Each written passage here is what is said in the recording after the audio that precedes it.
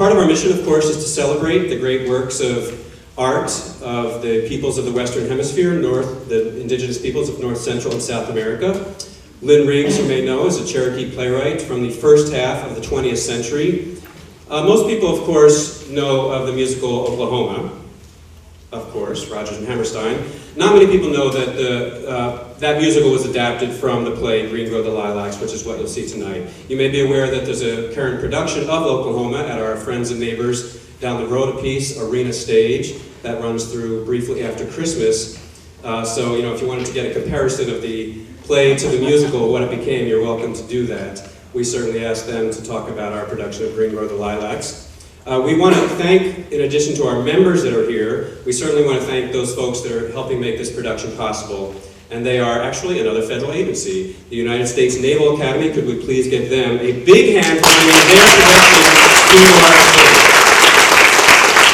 I was talking to the class yesterday, and it's quite ironic that a federal institution like the Smithsonian Museum, National Museum of the American Indian, and another federal institution like the United States Naval Academy are presenting a native play when it was the federal government's policy in its history to exterminate native peoples. My, how the times have changed. So we're very thankful for that, and we're thankful that you are a part of it. And we really do want to celebrate the work of Lynn Riggs and others here. And there's a lot going on with programs. Many of you may be aware that November is Alaska Native and American Indian Heritage Month. So it's a month where we spend a lot of time in live programming and in other ways to educate folks about the great heritages of American Indians in the United States and Alaska Natives as well. We celebrate our Hawaiian brothers and sisters in May, when we always have a Hawaiian festival. So that's why we do a kind of extra special amount of programming, live programming in November. But what's unique about our museum is that we are a museum of living cultures. We're not a history museum about people that lived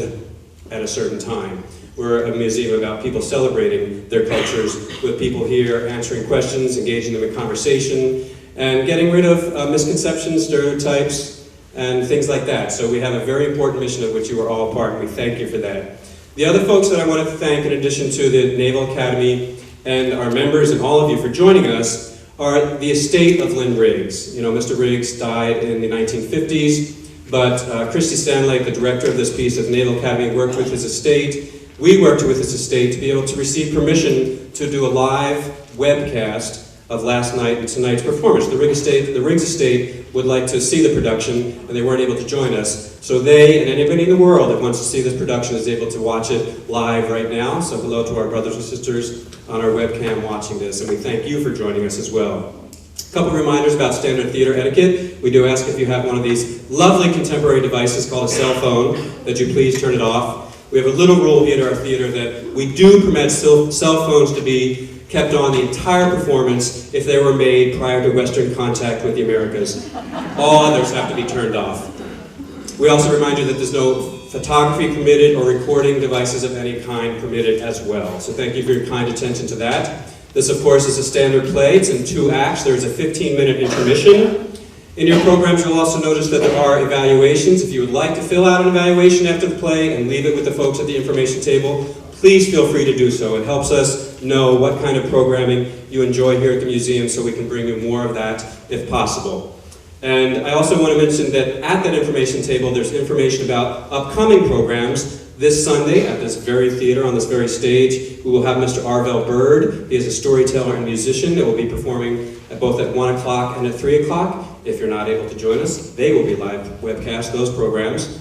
And then there will be a program here the day after Thanksgiving as well. And then in the first weekend of December, we have our annual art market. So if you'd like to purchase some wonderful gifts just in time for the holidays, please join us for the Saturday and Sunday of the first weekend of December for that.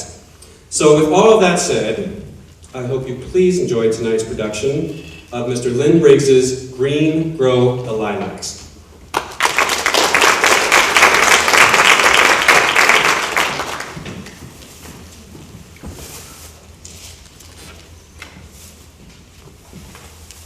Howdy, y'all. Hey, boys, how y'all doing? What you got for us every night?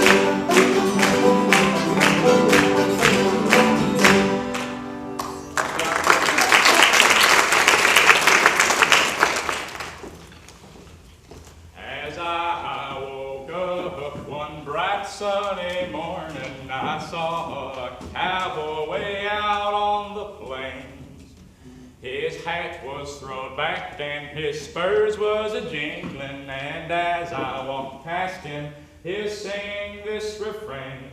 Whoopie-ta-ha-hi-yo-ho, get along, little doggies, way out in Wyoming shall be your bride home. Oh, whooping and a-yelling and a-crying those doggies and a-riding those broncos that are not of my own. The people all say we're gonna have a picnic, but I tell you, my boy, they've got her down wrong. 'Cause if it hadn't been for those troublesome doggies, I never would have thought of composing this song. Whoopie-ta-ha-hi-yo-ho, get along, little doggies, way out in Wyoming shall be your bride home. Oh, whooping and a-yelling and a-driving those doggies and a-riding those broncos that are not of my own.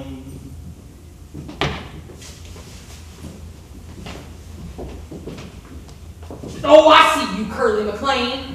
Ain't no use in hiding behind that horse of yourn. Besides, you couldn't hide them feet of yours even if your head wasn't a-showing.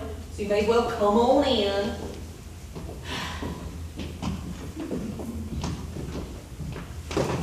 Hi, Aunt Tilly. You scared me to death. What do you want over here anyways? Well, I come singing to you, only you never give me no time to finish. Yeah, well, go on and finish then. You do sing pretty, Curly. And nobody never said I didn't. You know, if I wasn't so old, and if you wasn't so young and smart, Alecky, I would marry you to get you to sit around at night and sing to me. No, you wouldn't. If I was to marry anyone, I wouldn't sit around at night and sing. There's no telling what I'd do. But I wouldn't marry you, nor none of your kinfolk neither, if I could help it. Oh, none of my kinfolks neither, huh? And you can tell them that, all of them, including that niece of yourn, Miss Laurey Williams, if she's about anywhere. Well, maybe I will, and maybe I won't. What are you doing over here anyways, Curly? I thought you just moved your camp over to Skidmore's ranch to the other side of Justice. What, are you just gonna stand there, you gonna come in?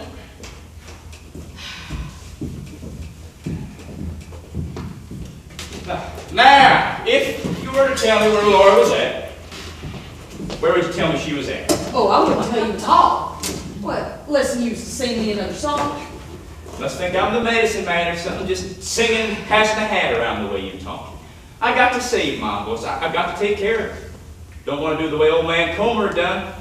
When he was young, he swallowed so much, and when he was growing, he sung so much that by the time he was an old man, you couldn't get a squawk out of him.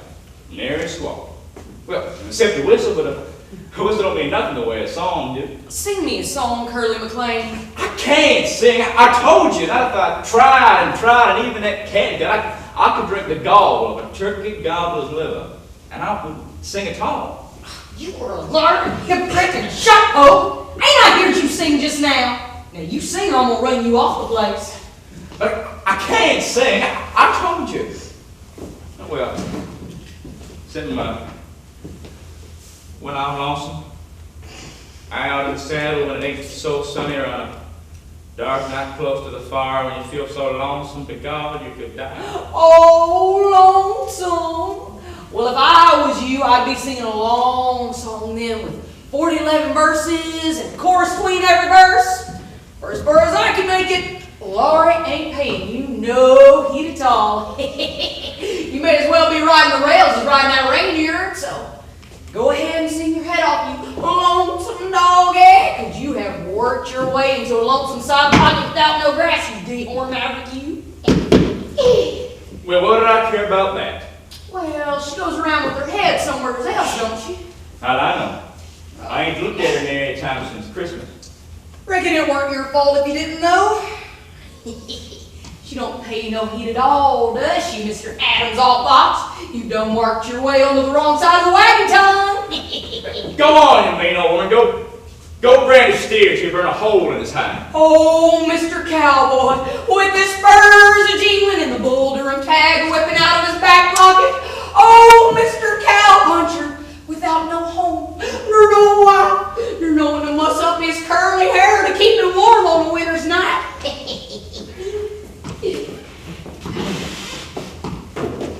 So she don't take to me much now, does she?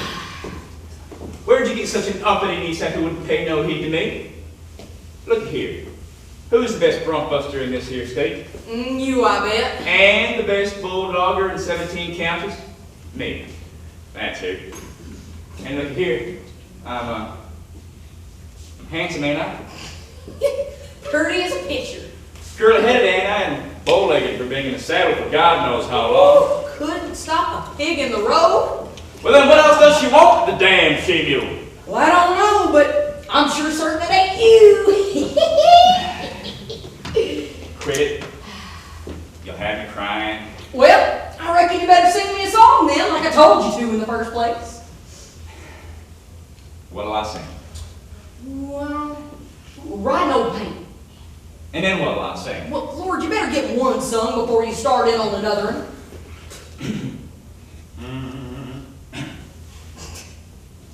Oh, ride no pain, and I leave no dam. I'm going to Montana for to throw the Julian. They feed in the hollers, they water in the draw. Their tails are all matted and their backs are all raw. Ride around the little doggies, ride around them slow. For the fire and the stuff they are raring to go. Old Bill Jones had 2 daughters and a son. One went to Denver and the other went wrong. One got killed in a pool room fight, but still he goes singing from morning till night. Ride around the little doggies, ride around them slow. For the fire and the stuff they are raring to go. When I die, take my saddle from the wall, put it on my pony, lead him out of his stall. Tie my bones to the saddle, turn our faces to the west, and we'll ride the trail that we love best. Ride around the little doggies, ride around them slow. For the fire and the stuff they are raring to go. Now where's Laurey at? Oh, she's back there in her room sewing or something. When she ought to be out here charming like I told her to in the first place. Now, ain't you gonna sing me another song? Well, ain't you a bother, just keep on the pestering. You go there and tell Laurey to come down and drop a stitch and see what Santa Claus will bring her. Oh, meaning you, I guess. Listen here, Curly, what do you want with Laurey nohow? He said, well, I'm her aunt. You better tell me first and see if I like the looks of her. You're just nosy. If you have to know my business, old man Peck over across Dog Creek is throwing a play party, and I come to see if Laurey go with me. Oh, and me too, huh? Oh yeah, you too. Yeah. As soon as you knock on that door and bring Laurey out where a man can get a look at it. Laurey! Laurey! Old man Peck's giving a play party! Who's giving a play party? Old man Peck over across Dog Creek! I can't hear a word you say. Who? Well, someone is here and he'll tell you. Oh, who's here? Who's giving a play party? Oh, open the door, you crazy youngin'. I can't holler my head off. Oh. Thought you was somebody. Is this all that's come to visit? And it's already 10 o'clock on a Saturday morning? You know it was me before you opened the door. No such a thing. You did too. You heard my voice, and you know it was me. All I heard was somebody talking all rumbly along with their Eller. And then somebody singing like a bullfrog in a pond. I don't talk rumbling, and I don't sing like no Like a bullfrog. bullfrog in a pond, I tell you. Besides, how was I supposed to know it was you, Mr. Curly McLean? You ain't so special. All men sound alike to me. You know it was me, so you sit up there thinking up something mean to say. I'm of a good mind not to tell you nothing about that play party now. You can just stay here at home for your tongue. Don't you tell her where it is, ain't tell. You and me can go to this play party and leave Laurey here at home. If you did ask me, I wouldn't want to go with you anyhow. Besides, how are you supposed to take me to this play party? You ain't hired a wagon with red wheels onto it, have you? No? With a bridle with a spangling all a jingling? No, I ain't. Huh. Expecting me to ride along behind old Doug then, I guess. you've took such a shine to over across the river? If I was to ask you, they'd be a ways of taking you, Miss Laurey Smarty. Oh, they would? A brand new, sir, with fringe on the top 4 inches long and yeller, and 2 white horses are rare and function to go. You'd sure ride like the queen sitting up in that carriage. Feel like you had a gold crown sit on your head, diamonds in it as big as goose eggs. Careful. You'll be asking me in a minute. I ain't asking you, I'm telling you. And this year he's got 4 and 5 side curtains in case of a rain, and eyes and glass windows to look out of, and a red and green lamp sitting on the dashboard, a winking like a lightning bolt. Where'd you get such a rig at? Oh, I bet you went all the way over to Claremore and hired it, thinking I'd go with it. That's all you know about it. Went and hired it. Spent all his money hiring this rig, and now they've got nobody to go with it. Did not hire it. What? Made the whole thing up out of my head. Made it up? Dashboard and all. Oh, and I'm telling you, get out of this house! Nobody taking so much to him, telling me lies. Now make it up a few, look at me! Now make it up a few birdies ain't again no law that I've ever heard of. Don't you wish there was such a rig though? That way you could go to the play party and go a whole day until morning if you was a mind to, and then ride home with the sun peeking out at you over the ridge, purty and fine. I ain't wanting to do no hoe down till morning. And who wants to see the sun peeking pretty and fine on you anyhow? Oh, now, Curly, why don't you just grab her and kiss her when she acts that way? Well, she's just dying for you too, I bet. I wouldn't even speak to him, let alone allow him to kiss me. That bragging sounded awkward. Woo! Wished he had a sweetheart bum.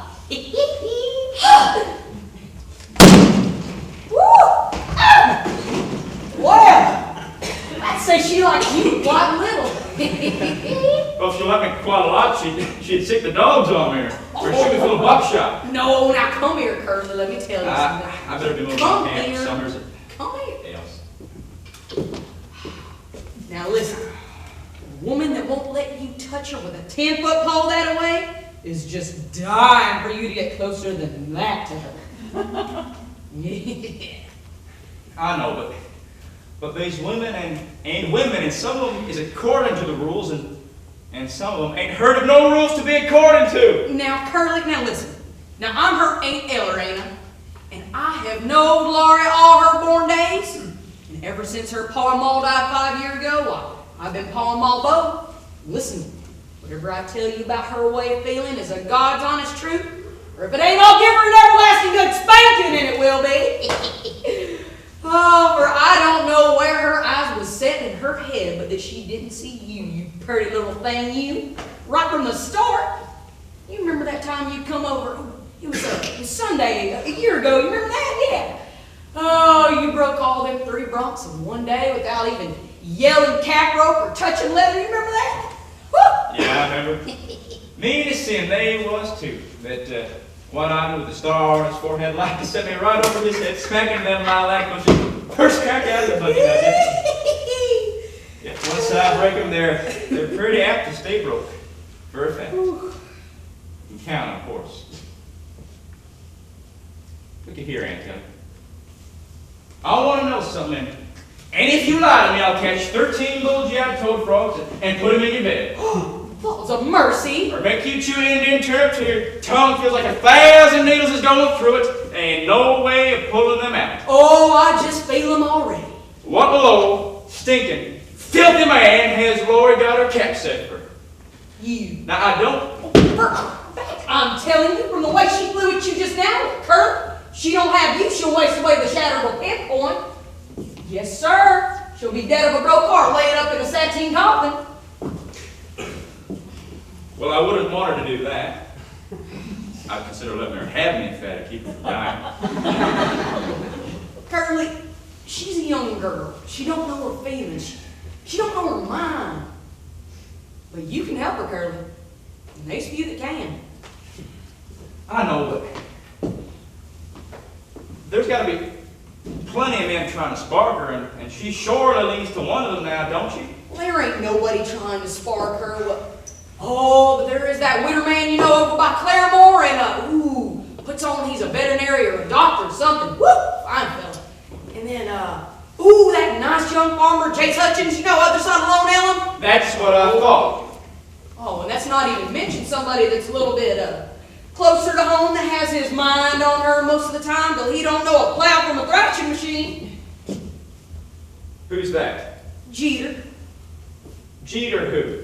Don't you know Jeter Fry, our hired hand? You mean that bullet-colored, growly man with the bushy eyebrows who's always ordering the other hands around how to use the mowing machine or something? Now, don't you go and say nothing again, Jeter. Now, he's a big help around here. 2 women couldn't run this farm all by themselves. You ought to know that. Well, he's around here all the time, ain't he? Eats his meals with you like he's one of the family now, don't he? Sleeps around here summers now, don't he? Right out there in the smokehouse. Well, then she sees him all the time. Why don't you tell me so in the first place? Now, where's this Jeter so maybe I can get a look at it, maybe black his eyes for him? Oh, well, Curly, I thought you moved your camp somewhere else. My camp is right here till I get ready to break it. And moreover, anyone who sets his foot in it is likely to get shot for a stinking skunk or a stinking wildcat.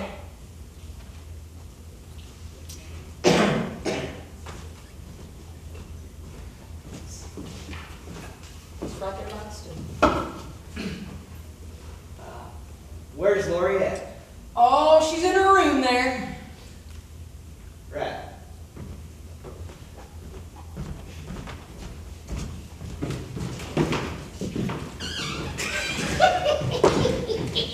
How's that, Jeter? Yeah. Why are you working? Oh, well, it's Saturday. Oh, forgot. He's gone to the smokehouse. Well, it's his house. And, well, it used to be the dog house. That's the place for him. Oh, Aunt Ella, I forgot to tell you. You're gonna have to get someone else to do the churning. Less than you can do it yourself. Why, you lazy young'un. Well, it takes time for a girl to get herself party. Looks to me like I'm going to a party tonight. Oh, to a party, huh? Oh, shut your mouth. Didn't I tell you? That old man Peps over across Dog Creek. Now, Curly, did you tell her where it was at? No. You see, I heard about it a week ago. See, Jeter told me about it. I'm going with Jeter.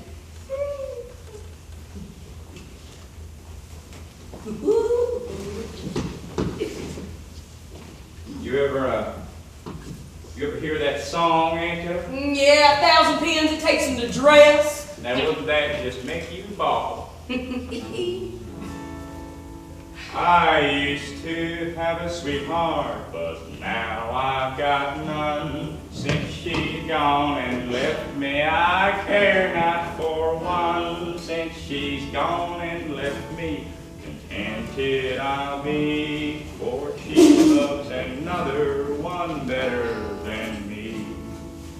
Green grow the lilacs all sparkling with dew. I'm lonely, my darling, since parting with you. And by our next meeting I hope to prove true and change the green lilacs to the red, white, and blue. I passed my love's window both early and late. The look that she gave me, it made my heart ache. The look that she gave me was harmful to see, for she loves another one better than me. Green grow the lilacs all sparkling with dew. I'm lonely, my darling, since parting with you. And by our next meeting I hope to prove true and change the green lilacs to the red, white, and blue. Oh, now, Curly, don't you go and get discouraged none. Laura's a good girl. She's got sense. She just keeps you guessing, you know. Don't let you know too much, but ooh, you sure got her wondering too. Oh, you two, you're just such a pair. Just full of life and made for each other. Got to have each other, just got to. Oh, when you made all that up about the rig, I about died. Jesus! Well, it looks like we got a date together, you and me, ain't you? Oh, we have? We're going to that party we've heard so much about. Oh, and how are we going, Curly? Are we going that rig that you hired? I tell you what, I'll sit astraddle them lights and I'll wink like lightning bugs myself. That there rig ain't no made-up rig. I hired it over to Claremont. Which you did. And when I come a-calling for you after supper, make sure you have your beauty spots fastened on proper so you don't lose them off now, you hear? I think I'm gonna mosey on down to the smokehouse before I go on home. Wait, where Jeter's at? Yeah, where Jeter's at. Thought maybe I'd play a little game of pitch with him. You reckon he'd like that?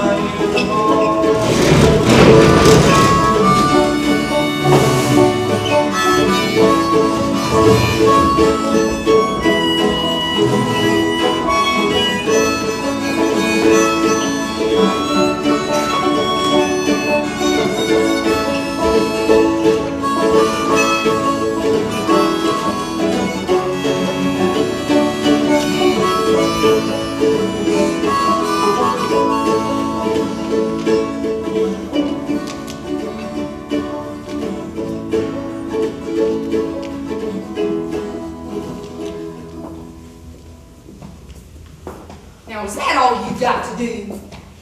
When I was a young girl, I used to wear my hair in pigtails, and it fell down and down around my face.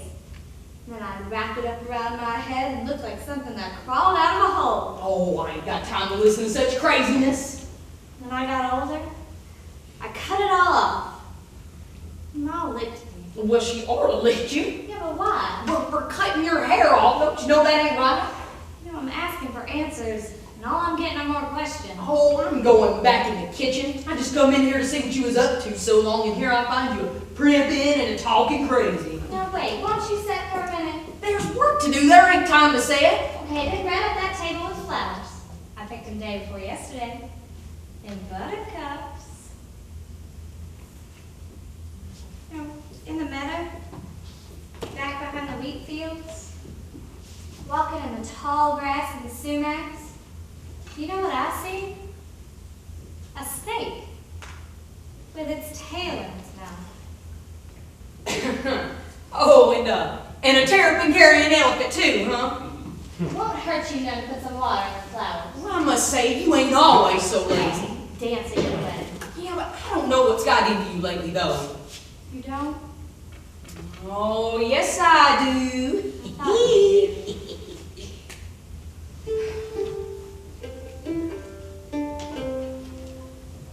One morning as I rambled o'er the fields, I took my way in hopes of meeting by night a boy and more a while to stray.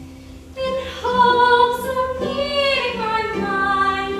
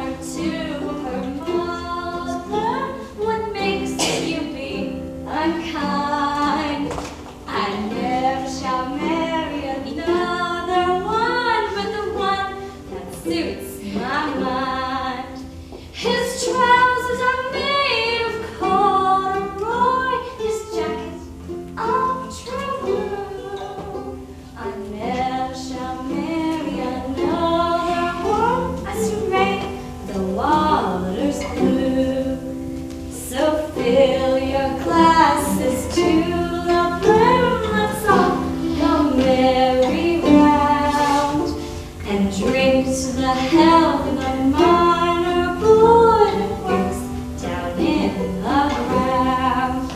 When work is o'er, comes whistling home his heart so full of joy. And happy is the girl that marries the miner boy. Woo!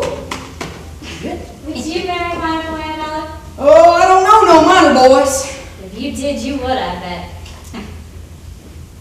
You know, I wished I lived in the White House and had diamonds on my shoes and a little servant to fan me. You ever kissing it got hot? Oh, yeah. Does it get hot in the White House, Aunt Ellen? How in the world would I know? Oh, I wish I lived in Virginia or California.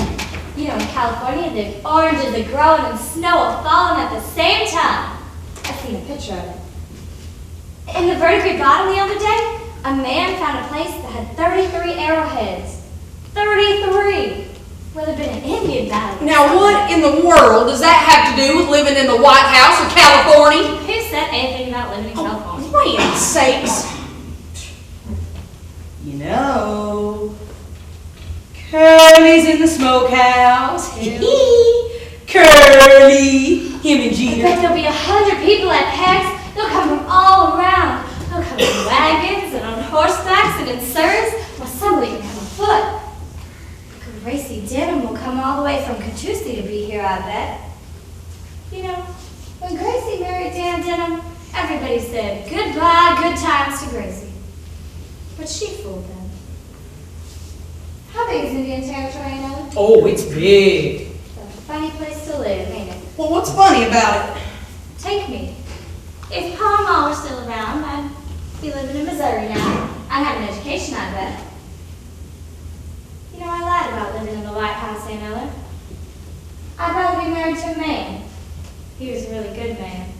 Than to live in some old White House. Yeah, well, I sure hope you do one of the two. Wouldn't you? Oh, I reckon I've done about all the marrying I'm gonna do. Once was quite plenty. Well, listen, I marry Curly and bring him up right. You know, me and Curly, we're going to that party tonight. Oh, you are? No! We have no way to take you. You gotta go with Jeter and me. He hired that rig, that one he done told you about? Well, besides, you're the one that turned him down. I reckon if you just had to go with Jeter, there ain't no way out of it then. So me and Curly, we'll just make do. Once, I passed by this farmhouse, and it was night. Mom, Pa, and me was in a covered wagon on our way here, and the flames were burning up that farmhouse. Burning bright, too. It was a black night, like I said. And the flames licked and licked at the side of the red-hot chimney, and finally, it fell too. And that was the last of the house. And it was terrible, and I cried and cried. And on the side of the road was the farmer's wife, a moaning and a taking on. She was wearing a sunbonnet, and at night. And she kept saying over and over again, if I'd have just given him a piece of coal, or something. Oh, ain't that silly? Don't you listen to a word I say. Every once in a while, something reminds me of the way that woman was, you know, the things she said. Don't you pay any attention to me. Now, Laura, I believe in my soul you got something worrying on your mind. I've never seen you act before like a chicken with its head cut off. Worried to death.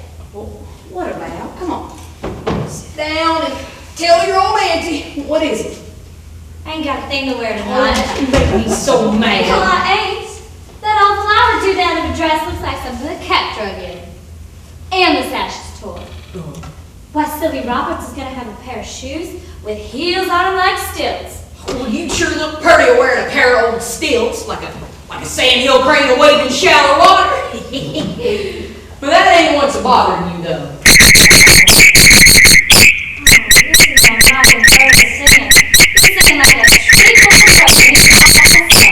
Oh, he's lonesome.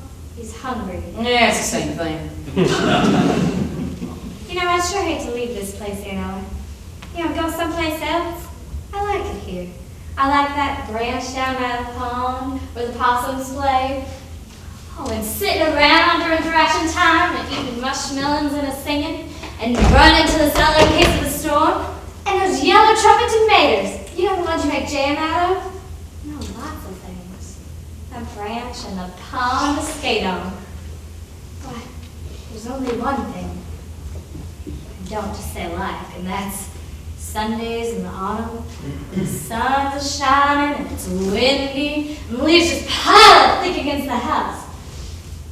Well, I'm afraid to go from here to the kitchen, like something's gonna catch me. You were silly. I'd sure hate to leave this place anyhow, and go someplace else, like a town or something. What makes you keep talking about leaving here? Well, what if we had to? Well, we won't have to. We got money in the bank. The bank might break. Well, let it then. It's going to be another good year for corn and oats the way it has been for the past 3 years. Well, what if something happened? Well, like what? Well, I don't know. Things change. They don't stay the way they are. What if there's a prairie fire like the one that happened at Old Chambers Schoolhouse 5 years ago? There ain't have to be no prairie fire. Maybe what if a cyclone swept up like at Sweetwater and they'd hatched out of 3 whole sections? You can't stop a cyclone by worrying. No? No. Well, what if Jeter set the house on fire? What in the name of Jerusalem are you talking about? Jeter set the house on fire? Come on, let's go get your things ready. Gonna set you right off to Benita's the crazy house. I was just... Oh, you know, what if I had put poison in the turnip greens?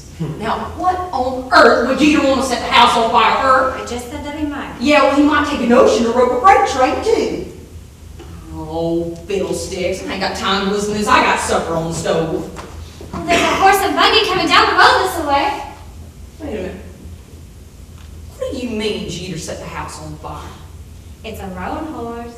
I ain't gonna look until you tell me what Look you're you up. I'm not gonna look, I tell you.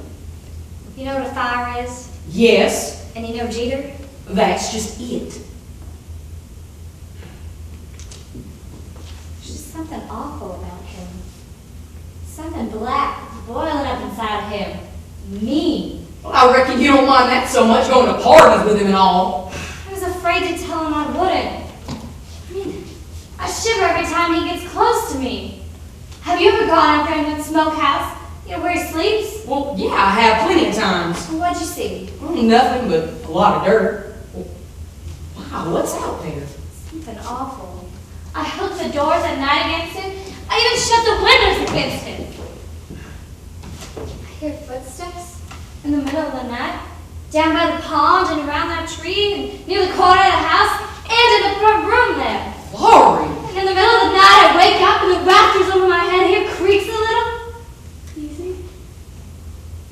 And then he comes down to breakfast the next day and looks at me out from under his eyebrows like something out of the brush somewhere. I know what I'm talking about. Laurey, honey, I didn't have any idea you felt that way about him. If you're scared of him, we'll just run him off the place. No, you can't do that. That's what scares me. He'd do something terrible. He'd burn the house down like I told you. Just let me catch him at it. Now, you have went and made all this up, and I don't believe a word of it. You'll find out someday. When you was young, you know what you done. You looked out this window up here, and you saw a cow standing in the tool shed, and you run up to your mom, and you said, I know it. I just know that cow would eat up the grindstone. But the cow didn't, did it? No, the cow didn't. No. Yeah, well, I guess you didn't know as much as you thought you did you? Just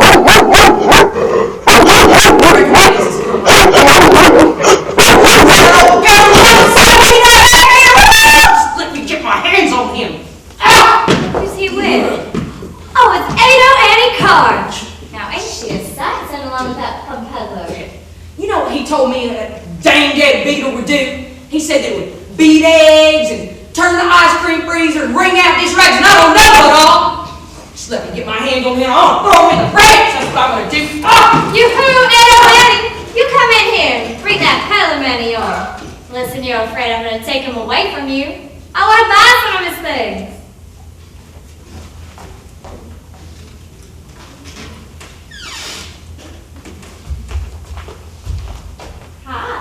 yourself? Riding a piece? Rode over here. Well, so. Where's your peddler? Oh, he ain't mine. He's out there finding out about some old egg beater. Now, Ada Waiting Carnes, have you took up with a peddler man who's willing to sell a poor old woman an egg beater that ain't no good? I am come to shame you. You ought to be strapped. I ain't talk up with him. Rode a past in his buggy. Before I was coming over here anyway. To ask you something. Well, what was she gonna ask me? If you was going to that there party over to Peck's. Of course. Well, Don't I go to all the parties? I guess you got fellers. Lots of fellers. 350. Oh, you haven't. Oh, I have. Well, I kind of wondered if you wouldn't take me. Me? Take you? Oh my goodness! Anyway, that's a great idea. Why, you get yourself over here after supper all diked up and fancy, and I'll make sure you got a way to go. I'll put myself out. Oh, I'll even buy you something so good that all the boys will fall tongue wagging tail looking at you. Well, where's that peddler? Aunt Eller! Aunt Eller! Quit distracting that man from his business. I want to buy some of his things. Now, wait. You haven't took up with a peddler man too good now, have you? They got wives in every state of the union. Oh, what? Well, they have. And other places besides. Why, Alaska is just full of women. That peddler man up and left without no kindling or nothing. Oh, A man told me he knew this Eskimo woman that a peddler man left. Why, she had to sell her hair. 100 hairs at the time. Just cut it right off. Just to keep him starving to death. Finally, she looked like a bald-headed old shaved turkey buzzard. And she took hold and died. who did? The woman. My goodness! I'm telling you, you're holding it wrong. You turkey! Stick my feet. My, oh my. But you are a grown lady, Miss Laurey. Heaven and earth. A grown up in such a beauty, too, my oh my. I don't see you in a whole year. Last time, you was little like that, all sunburned and bony. But now, you've turned into a beautiful young lady. My oh my. Pardon me. If you ain't had breakfast, go eat yourself a green apple or something. Ooh, my goodness, you think I was angel food cake or something. Angel cake. That's just what you are. Angel cake and just hot out the oven. Wait, stop that shit. Wait. Is this the way he talks to you? Oh, he don't talk to me. Oh my goodness, what does he do to you? Now, Aunt Eller, just listen to the way she does me. You call me Aunt Eller. I ain't your Aunt Eller. I'm mad at you, you little wart. Don't you go be mad with me.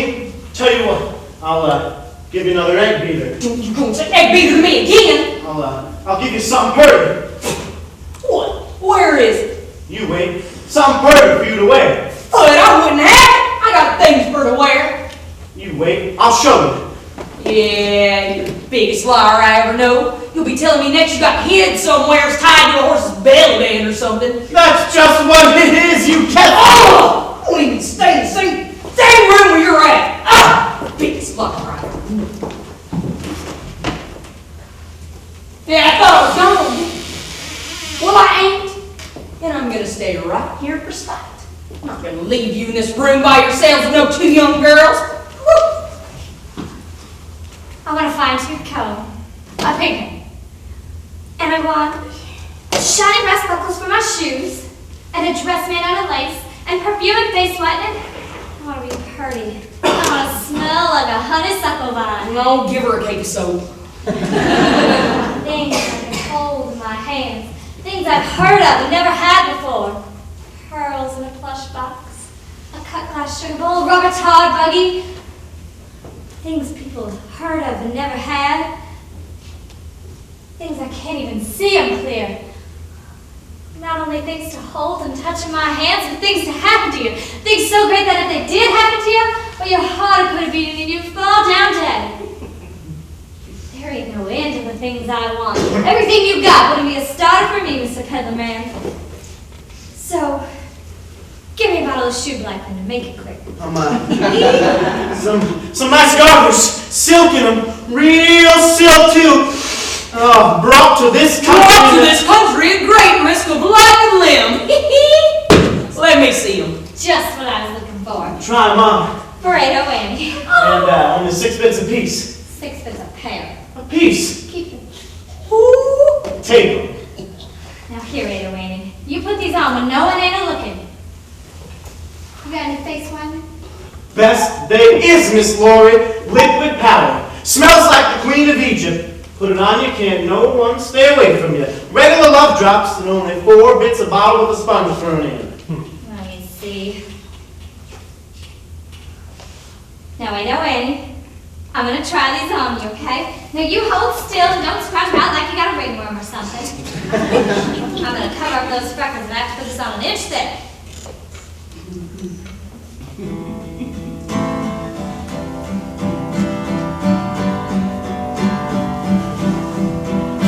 Young men, they'll go courting, they'll dress up so fine. To cheat the poor girls is all their design. They'll hug and they'll kiss and they'll cheat and they'll lie. They'll keep the girls up till they're ready to die. Sing down, hurry down. Those girls will get angry, they'll rise up and say, oh, I am so sleepy, I wish you'd go away. Those boys will get angry to hear the girls scorn. Before they'll go home, they'll sleep in some barn. Sing down, hurry down. Oh, early next morning, those ladies will rise and brush off the straws and rub up their eyes. They'll saddle up their horses and away they will ride, like all true lovers dressed up in their pride. Sing down, hurry down. Let us turn from those boys and turn from those lads. Turn to those ladies which are twice as bad. They'll flower up their faces and brush up their hair, so they look like an owl and the brush I'll declare. Whoa, Larry, whoa. For 2 long hours they'll stand at the glass and 1,000 pins it'll take them to dress. They'll dress up so neat and they'll vanish away. The devil himself wouldn't look half so gay. Said, whoa, Larry, whoa. You can tell a good girl wherever she goes. No foolish marks all about her clothes. No ribbons, nor rings, nor any such things, but an old straw bonnet tied under her chin. Said, whoa, Larry, whoa. Of all the good lives, 'tis bachelor's best. Be drunk or be sober, lie down and take rest. No wife to scold, nor children to squall. How happy's the man that takes bachelor's hall. Said, whoa, Larry, whoa. All right now, let's see what you're doing to her.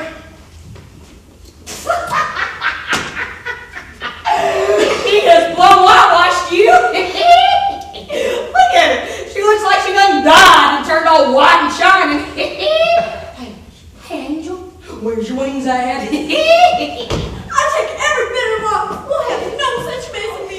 I'm going home. You want me to sign Hey, it? Annie. She was just joking. Why, you look as pretty as one of them circus girls. Except before you ain't got no pink ties. If you don't believe me, look in this looking glass.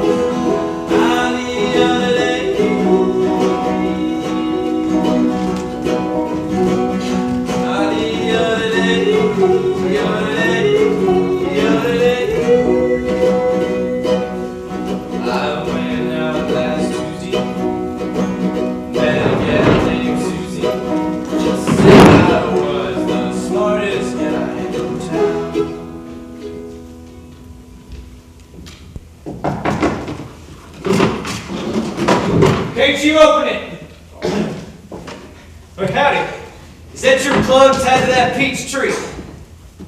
Well, if you mean that horse, that's my horse. He ain't no plug. Well, plug or no plug, you might have tied him somewhere else.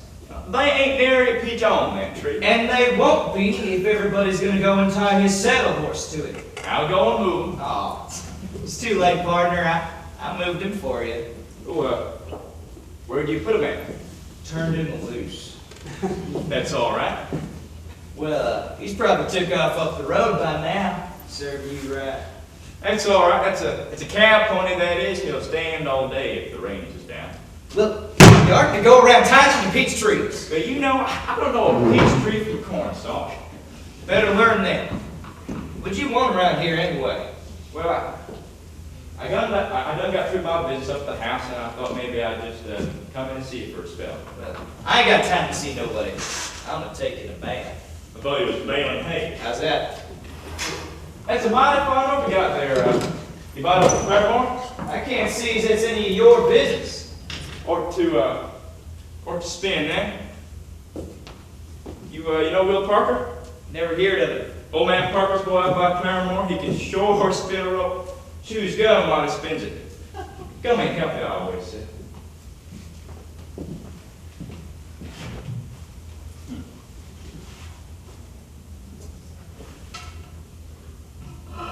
It's a mighty fine raft you got there, Mr. Jeter. You could hang yourself off that. I could what? Well, hang yourself. It'd be easy as falling off a log. Fact is, you could stand on a log or a chair if you'd rather. right about here. See? And put this here around your neck and tie this side good up there first, of course. And then what I'd like to do would be to fall off the log or the chair, whichever you'd rather fall off of. In 5 minutes or less, with good luck, you'll be dead as a doornail. And what do you mean by that? The folks would all gather around and sing sad songs, of course. Some of them would say what a good man you was, and others would say what a hound dog and picture you was, and should have been put in the penitentiary long ago for ornery. Now you better be careful now. I'm not saying it. I'm saying they'd say it. You know the way people talk, like a swarm of mudhawks. So this is where he lived. Always like to see where a man's living at. You got a fine place here, Mr. Jeter.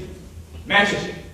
Now I don't know who you are or nothing, but I don't like the way you come busting in here, making freak my things and talking the way you talk. Well, my name's Curly. I thought you know it. Curly McLean, born on a farm in Kansas.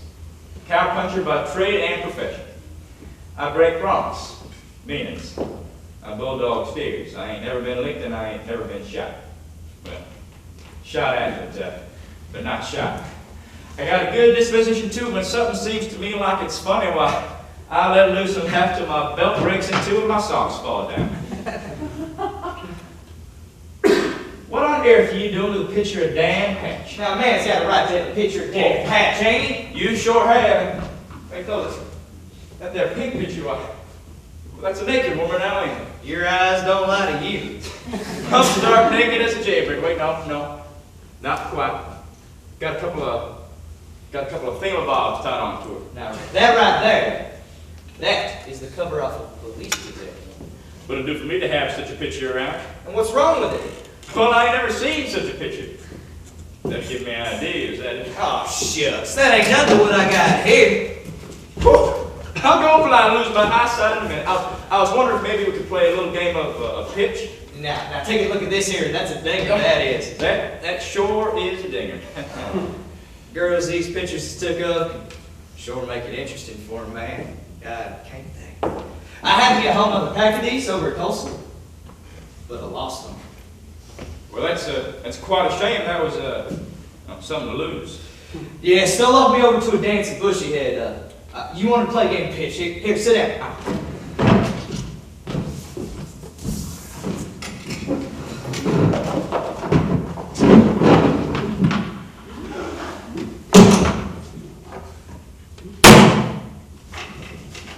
You got pistols? Good. Colt 45. What do you do with the pistols? Shoot things? Oh, you did? No, you did. Sure, I'll do.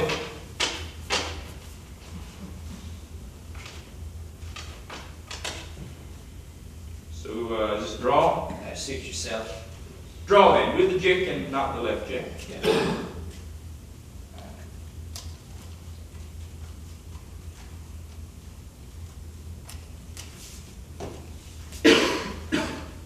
How many? 2. 3.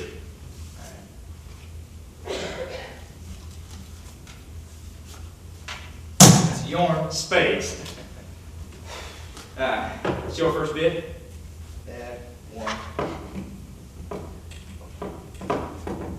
Outside, the sun's just crazy that he beats on the prairie and the corn stalks. Past the field down to the bottom where the backwater had been ground all dry and cracked and blistered in the sun. I'm liking it though, I'm liking it good. Crawfish all put up their pinchers and puzzling about because their holes all gone dry.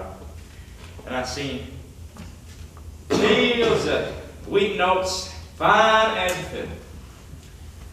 The crows went honking when I rode through Dog Creek timber, and I could see hundreds of squirrels frisking the blackjacks.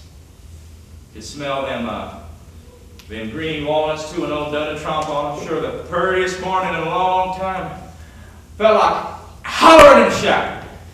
I reared away back in my saddle, and old Dun stepped out of prance, and we rolled through Claremore like a streak of forked lightning. And it sure is a funny ending to a fine, pretty morning to find yourself shut up in a dark hole, bent over a table, a finger in a pack of cards as greasy as an old tin spoon. And that's how it is in this here life. You got to get used to it. Oh, my name is Sam Hall, is Sam Hall. Oh, my name is Sam Hall, is Sam Hall. Oh, my name is Sam Hall, and I hate you one and all. I hate you one and all, damn your rhyme. To the gallows I must go, I must go. To the gallows I must go, I must go. To the gallows I must go, for I killed a man, you know, because he loved her so damn his eyes. I must hang till I am dead, I am dead. I must hang till I am dead, I am dead. I must hang till I am dead, for I killed a man, they said, and I left him there for dead, and his eyes. I saw Molly in the crowd, in the crowd. I saw Molly in the crowd, in the crowd. I saw Molly in the crowd, and I hollered right out loud. Hey, Molly, ain't you proud? Damn your eyes. Now, who that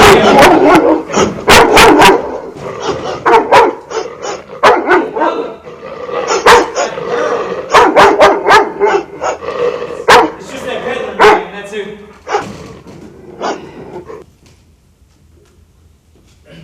Did that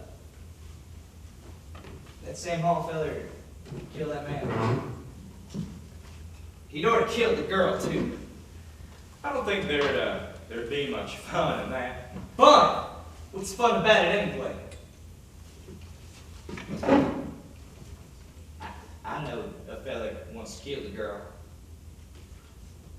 He'd been keeping company with her for a long time, and he aimed to marry her. And one day, he found her in the barn loft with another man. Now, he didn't do nothing at first, but this girl lived on a farm with her folks. And one night, her mom and pa couldn't sleep for the dog barking so. And The next morning, when the old man went out to feed the stock like he always did, he come around to the horse trough, and he seen something white a-laying there in the water. It was his daughter, in her nightgown, a-laying there in the water, covered with blood, dead. Now, they never did find out who done it, but I met up with a man working the road gang from here to Collinsville, and he told me he done it. You know what he did? He made out this murder took place 10 years ago back in Missouri. It didn't, though. Happened 2 years ago back in Sweetwater. I know, because I read all about it in the paper.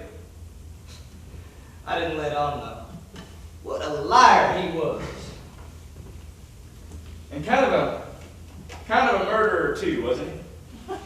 I just never could figure out why he slit her throat and then throwed her in the horse trough too, less than he thought. Well, that's why. He got blood all over him. And he couldn't stand to have blood on him, so that's why he done it. I know of another case too of a man who got a girl in trouble. I was just going to ask you if maybe you knew some other stories. Now, Now, this man was married to farm, and he'd been seeing this girl. He'd been seeing her so long, got to the point where it looked like he couldn't live without her. He'd just go wild and crazy if she'd even talk to anyone. And one night, it was moonlight. And they met out back at this old mowing machine left in the meadow or rusted. She told him about the way she was going to have a baby. And he went just hog wild. He found a piece of old rope left in the mowing machine and tied her hands and feet with it. Then he threw it up on top of a haystack, set fire to it, burned her to death. And you know why he done it? He didn't care about her going to have a baby. No, that wasn't it. He just didn't know how he was going to live without having her all the time she was carrying her. So he killed her. Yeah. It's funny the things people do like that. get a little errand.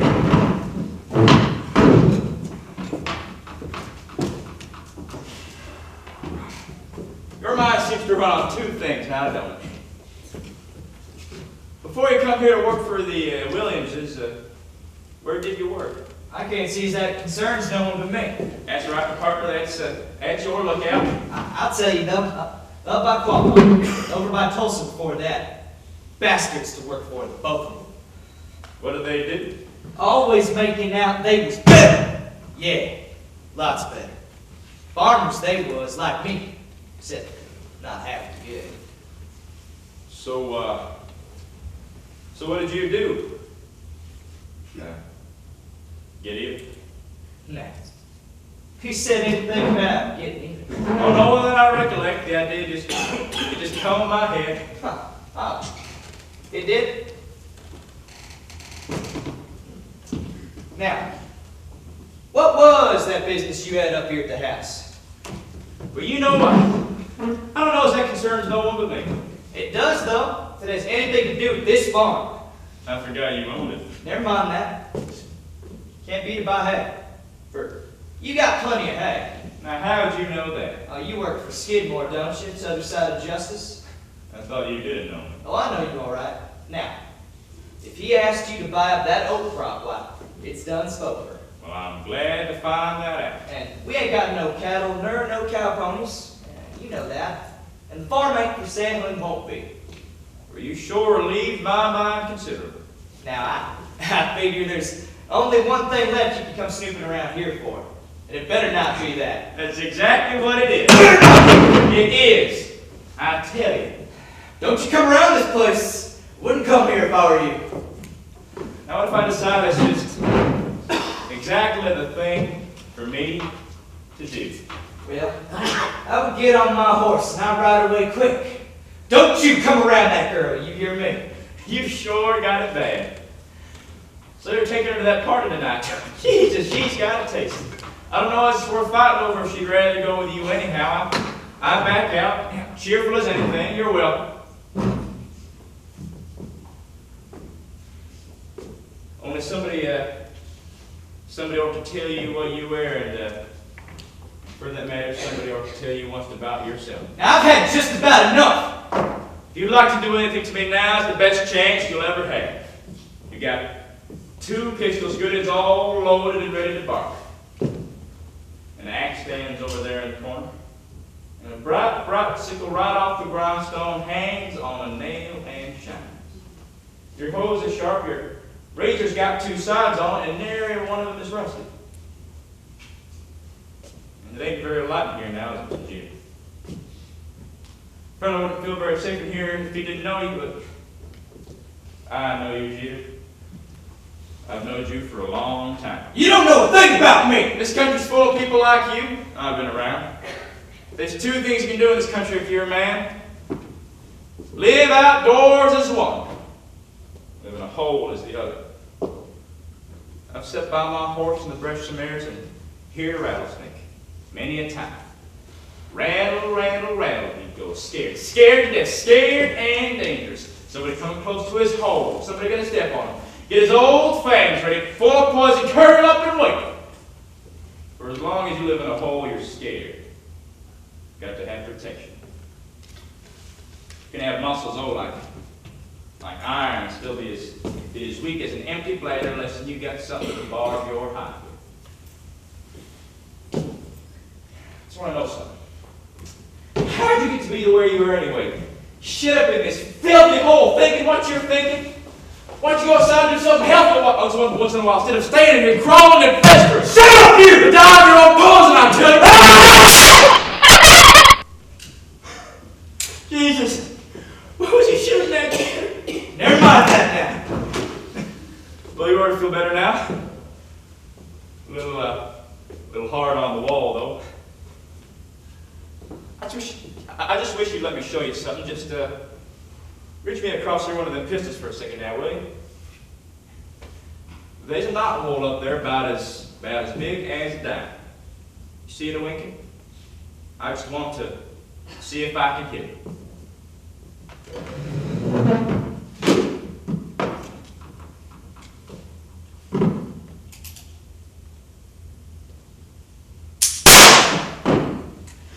Right through, slick as a whistle, that touching. Didn't make a splinter. I know that I could do it. You did too. You saw it, didn't you? Oop, somebody's coming, I expect. It's my way. What's this? Who's been shooting? Was that you, Curly? Don't sit there, you bummy. Answer when you're spoke to. I'm shot once. Well, what was you shooting at? Well, there's a knot hole up there. Don't you tell me you were shooting at no knot hole. I was, though. You a pair of purty nothings. Sitting here picking away at old knot holes with a pair of old pistols, just scaring everybody to death. We forget that old turkey gobbler conviction fits. I'm going to give you a good Dutch rub and iron some of that craziness out of you. Come on in, y'all. Ain't nobody hurt. Just a pair of old fools swapping noises. Did someone shoot Aunt Eller? Oh, did someone shoot? What'd they shoot at, Aunt Eller? Oh, your grandma, silly. My lambs! Curly, Laurey? did you hit that knot hole? How's that? I said, did you hit that knot hole? Yes, I did. Well, that's good then, isn't it?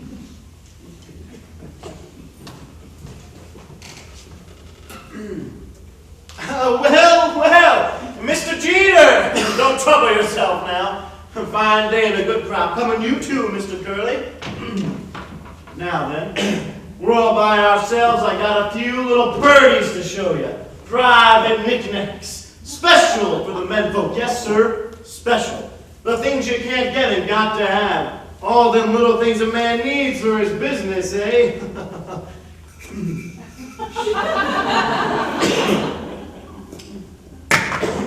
Well, just look at these things. Against the law, every one of them. Yes, sir. There's brass knucks. Oh, there they are. Lay a man out like he was dead, and one good hard hit. Fit any knuckle and break any head. And that little package, well, I won't tell you, just open her up and you'll see all the little dignesses a man needs. Fancy, lots of colors and jiggers on them. French. Yes, sir. French. And there's jackknives and frog stickers, steel and never rusty.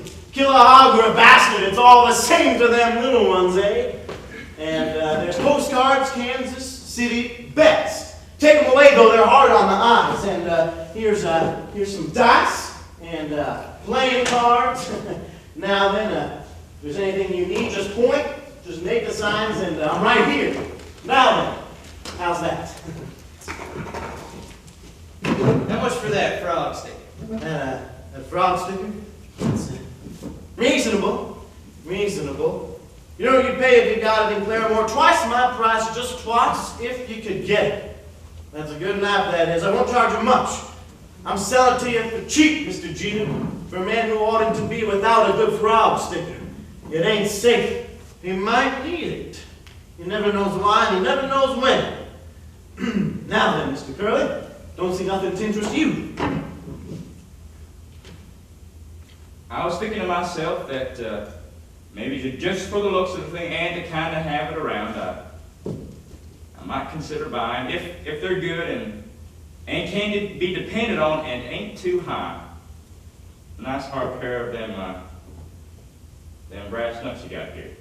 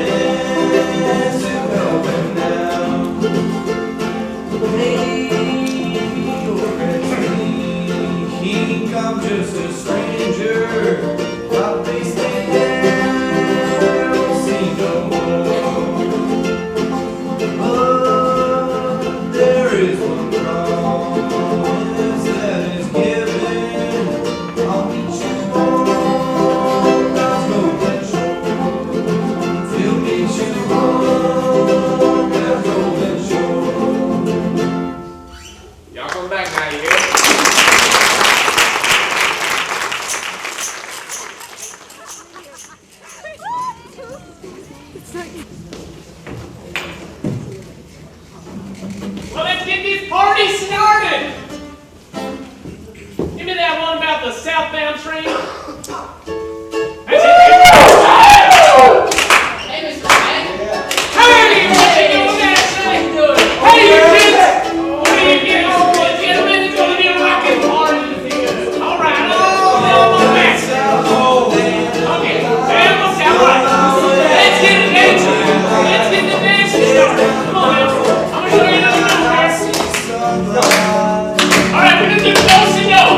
1, 2, 3.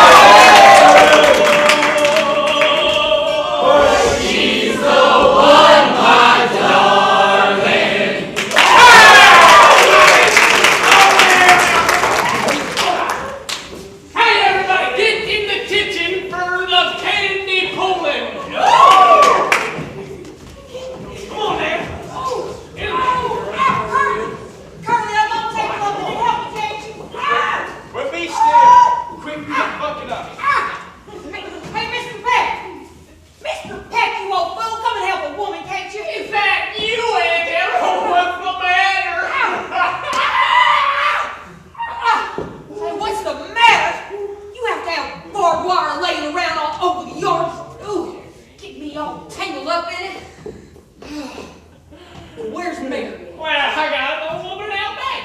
Yeah, I do all the work out there. Oh, that's all right. Now, you're kind of late, ain't you? Well, I got here just as quick as I could make it.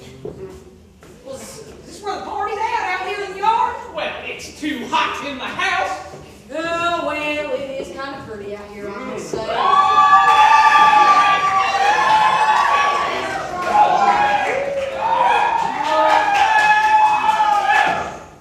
Here, hang this up. Where did you get that? Ooh, I took it off the dashboard. Oh. Now, I reckon I'm going to go inside and take off my fascinator. How do you like this here feller I went and catched? How do you like this girl I went and catched? Both of you is all right, I reckon. Oh! Now, where is Laurey at? Gloria, ain't she here yet? Of course not. Thought she was coming with you. Well, what do you reckon's happened, Aunt Taylor? They left before we did, about a half hour before. They're just riding old 80, you know, that full mare. He's always wanting to stop and graze alongside the road. Mm-hmm. Now, Curly, don't look so worried. They'll get here all right. Oh, let's go inside and let's see who has come with you. All right, boys and girls, 8 hours here. Let's get this party started.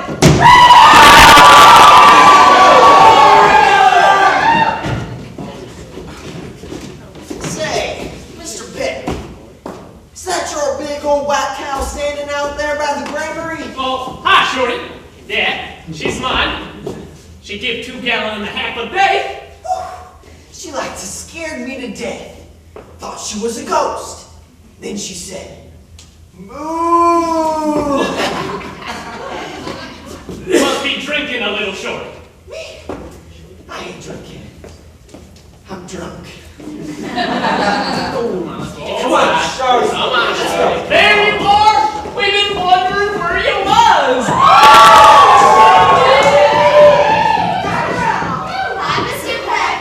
Well, most everybody here that's coming, I expect. I gotta go out and see about the ice cream freezing. Now go on in and get your partners for the next set.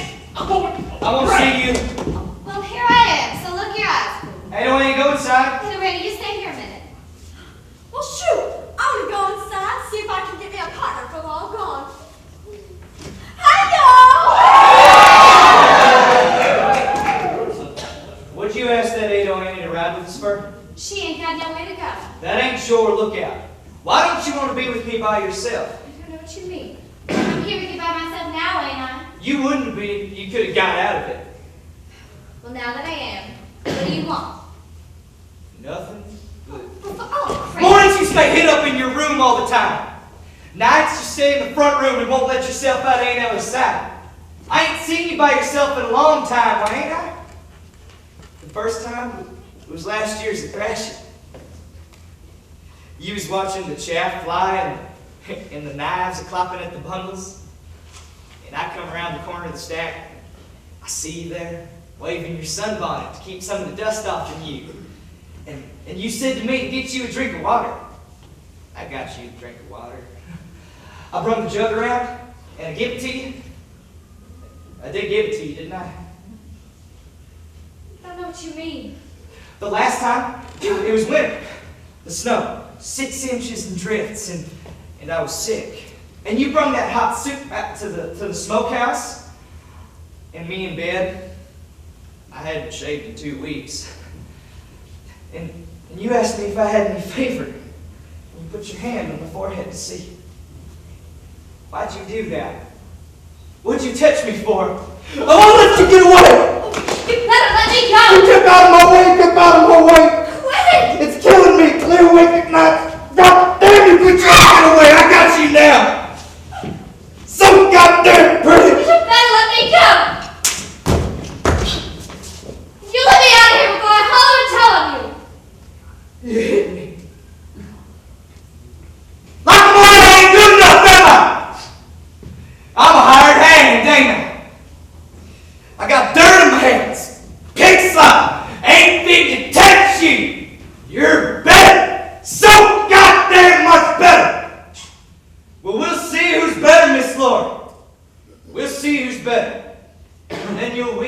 sporting so free with your airs. You're such a fine lady. Are you making threats to me? Are you standing there trying to tell me that if I don't allow you to slobber over me like a hog, why you're gonna do something about it? Why you're just a mangy dog and somebody ought to shoot you. Yeah, I ought to allow you your own way, I reckon. After all, you're such a great, big, fine, strapping man, so full of dazzle I ought to get down on my knees to him. Christ all hemlock. You think so much about being a hired hand. Well, I'll tell you something that'll rest your brain, Mr. Jeter. You ain't a hired hand for me no more. You can just pack up your duds and scoop. And I think I've better ideas than that. You ain't to set foot inside of our land, you hear me? I'll send you stuff anywhere you want. But if you so much as set foot inside of our pasture gate, I'll stick the dogs on you. Now next time you go making threats to people, why don't you think a few things first and spit on your hands for good luck? Said you say. Run it on yourself. Can't help it, I tell you. Some brought it on. On me too. Can't never rest. Can't be easy. That's the way the world is. I told you the way it was. But you wouldn't listen.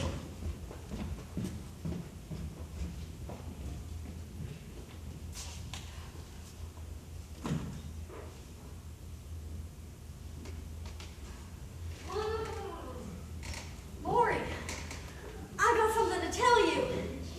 Ain't no Annie's Curly in there? Yes, he's in there, but Laurey, look, it's terrible. I gotta tell you. Ain't no Annie, don't bother me none. Laurey, my lands, please, it's all your fault, so you gotta tell me what to do. What is it?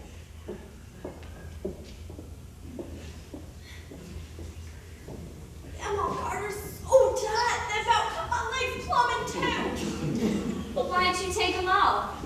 Take them off, have them rolling down onto my stockings. Now, wouldn't I be a pretty sight? You have all the boys running after you, you done that. You sure? Sure, I'm sure. Well, I wouldn't do it for nothing. Well, I told you what, if you won't listen to me. Laurey, them old boys worries me. The minute I went in the house, all the rabbits started grabbing at me. What they mean to tell me, come out in the barn with me. That old pig boy said that. Well, why don't you ask him what he meant? I'm scared he'd tell me. Ain't no Annie, will you do something for me? If it ain't too hard. Go in there and get Curly. Get him to come out here. I want to see him. I gotta see Here's my guy. Come here, Eller. I can swing you to your kisses. Look.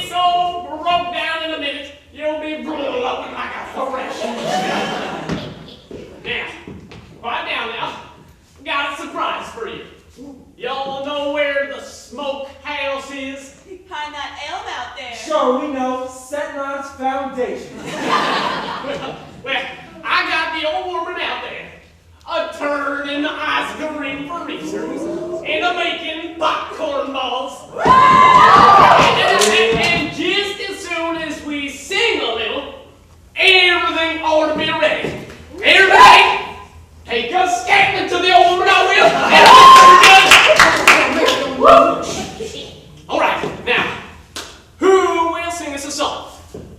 Sing one yourself, Mr. Patton. You ain't winded, are you? Sing one of them old ballads.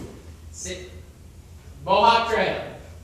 Sing that there on about the blind child while we cry and take on. Poor little son of gun didn't have no mommy. Oh, I'm as bashful as a blushing bride. See, all I know are sad songs. They make you cry.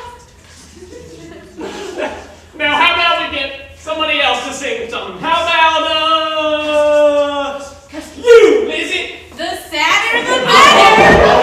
Well, Come on, let's start things. Get everyone limbered up. all right, well, I'll tell you what I'll do then. All right, hey. I sing you Custer's Last Charge. And if I catch a grin, airy on one of your faces, roll to do something, I'm telling you. Hey, now you keep quiet and respectable like, because this here is a serious piece. Go to it, Mr. Peck. Serious as a church. Got my mouth sewed up like a butthole. All right.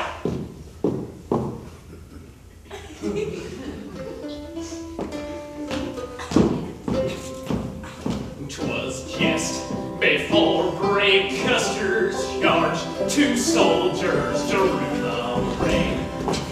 In parting words and clasping hands, they may never meet again. One had blue eyes and curly hair, just 9 years ago. With rosy cheeks and down on his chin, he was only a boy, you know. The other was a tall and a dark, slim form, with eyes that glittered like gold. With coal black hair and brown mustache, just 25 years old. Well, the tall, dark form was the first to speak, saying, Charlie, our hour has come. We will ride together on yonder's hill, but you must ride back alone. We have rode together for many a race, we have marched for many a mile. But comrade dear, I fear the last has come with a helpless smile. See, I have a face, it's all this world to me, and it shines like a morning's light.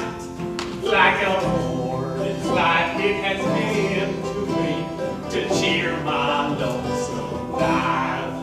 Like a morning's light, it has been to me to cheer my lonesome life. And little did I care for the flow of fate when she promised to be my wife. Writes to her, Charlie, when I'm gone, send back this fair formed face, and gently tell her how I died and where is the resting place. And tell her I'll meet her on the other shore in the bordering lands between.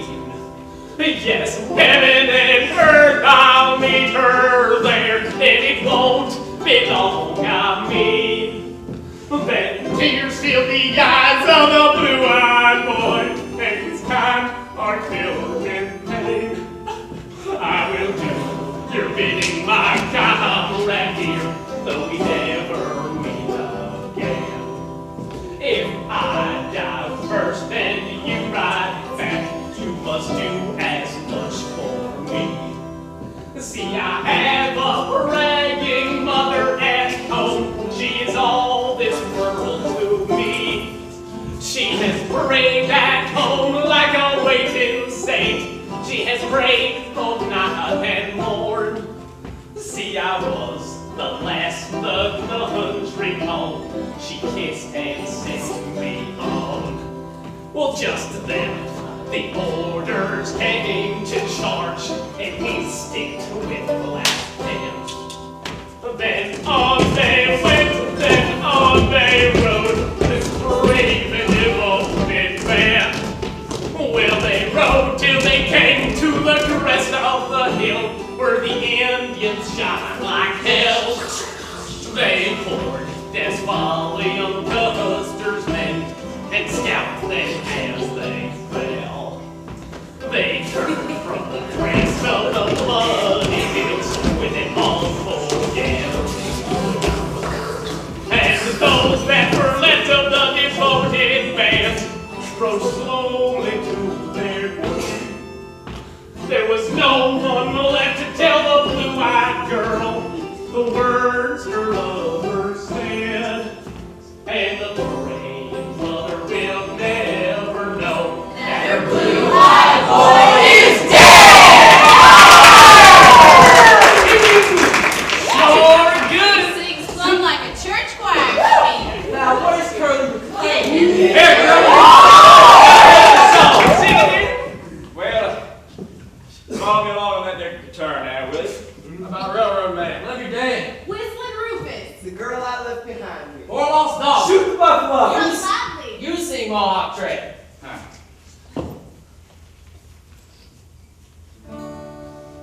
There is a lady sweet and kind, was never faced so pleased my mind.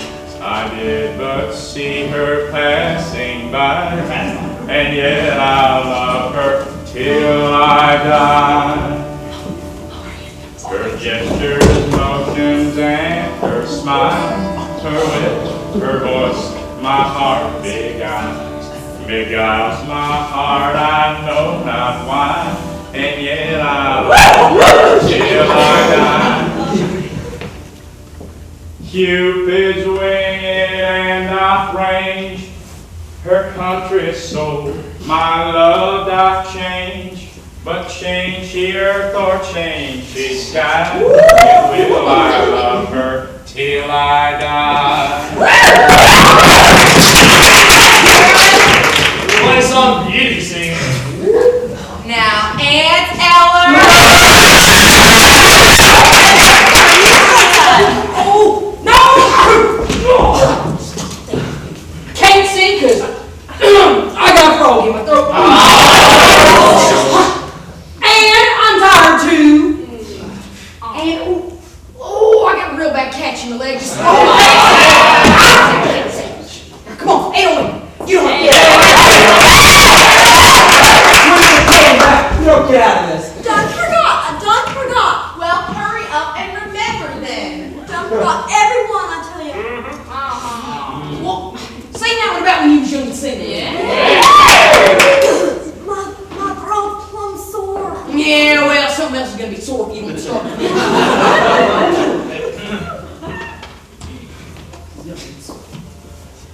Play me an introduction, boys.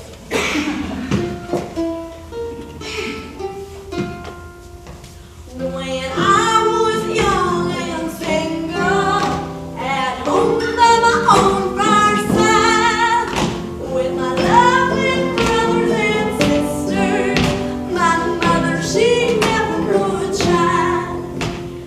Then there came a young man, his smiles enticing, and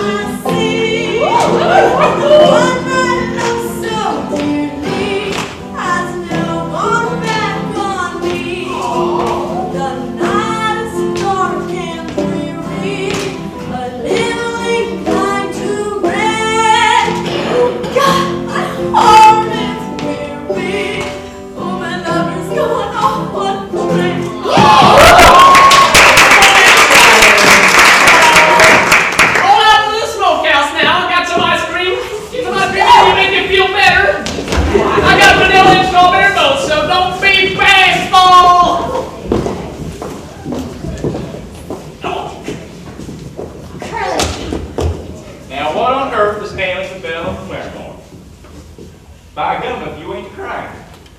Curly, I'm afraid. I'm afraid for my life. Jumping toadstools. Great Lord! Don't you leave me. Oh, leave me. And don't mind me to cry, Mother. I can't help it. Jesus, cry your eyes out. Just don't know what to do. Here.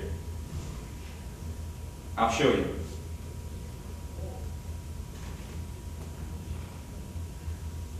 Lordy, Lord.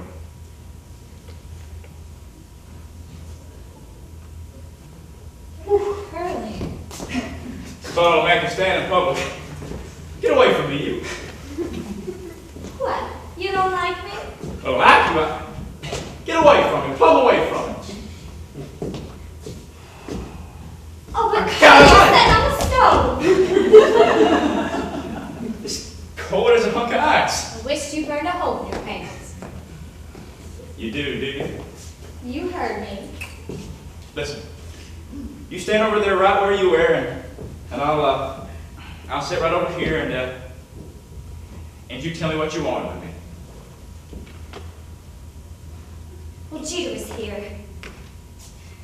He talked crazy. He scared me. I've never seen nobody like that. What did he do? Aunt Taylor told me all about the way you felt. Why didn't you tell me? Why didn't you? What did he do? He tried to kiss me. He wouldn't let me out of here. He said he tried to see me all alone by myself for months. And then he threatened me. Bastard! But I fought him. I wished I hadn't. I just got so mad to see him standing there like a black cloud. And I told him what? What are we gonna do? Wait. You fired him? Yes, but Well, that's all there is to it. He won't do nothing. Tomorrow we'll find you a new hired man. I'll stay on the place myself tonight if you're worried about that hound dog. Now, that's the end of the year, and about time. So quit your worrying about it, or I'll spank you.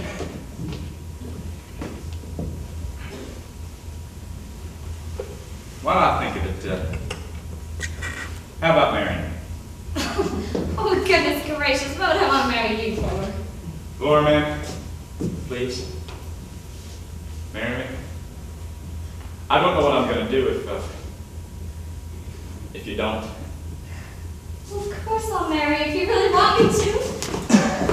I didn't think you'd ever. I didn't dream you'd ever. I'll marry you. I know I ain't got no right to ask you, different in the cow country like me. Don't say things like that. If I'd ever thought, I would have been a farmer and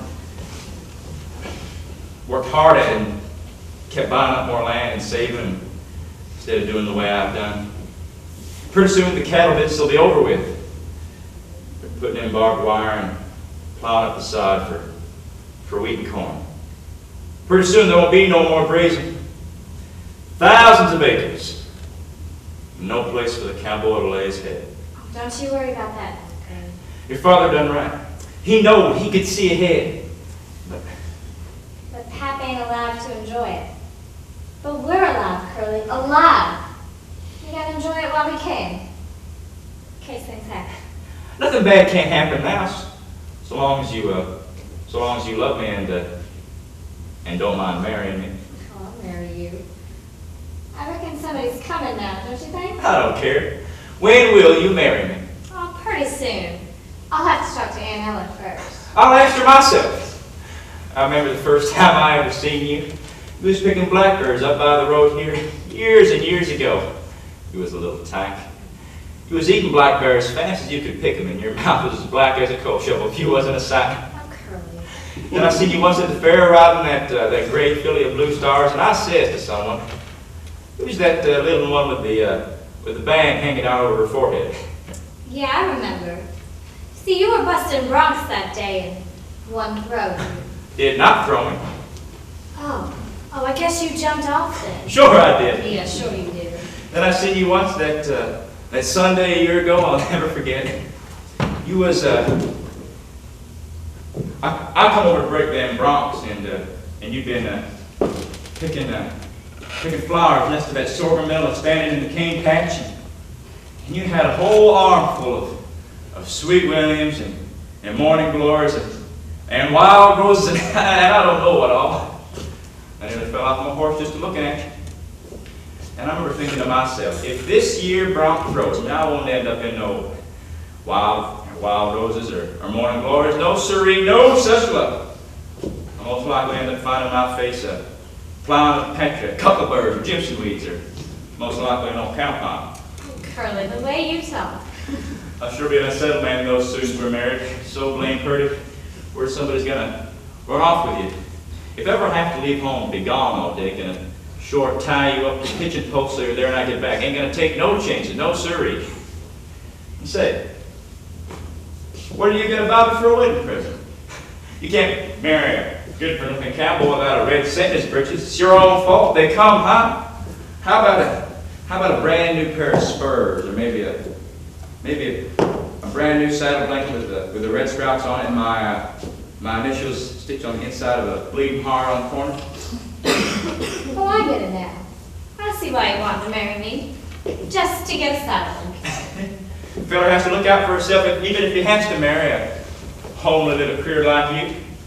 Got a face like a windmill, make you dizzy to look at. Now come over here and kiss me, why don't you? I'll just sit here, and I don't care what you say about me. You say I'm homely? Why, then I'm as homely as a bughead. You say I'm pretty? Well, I'm pretty as anything and got a voice like Jenny Lind. You know, I've always wondered what this would be like. Ever since I saw you. I couldn't imagine it. But here we sit, like two skeleton on a stove, and I don't know what's come over us to act so crazy, and I'm gonna cry in a minute, and it's all your fault. You wanted to make love to me this way. I can cry if you want to then. Laura, sweet. Looky here, I plumb forgot. You ain't had nothing to eat, no ice cream, nor no popcorn, or nothing. But I'm gonna go run inside and see if I can find some before it's all gone. See if you can maybe open that basket there for a couple glasses.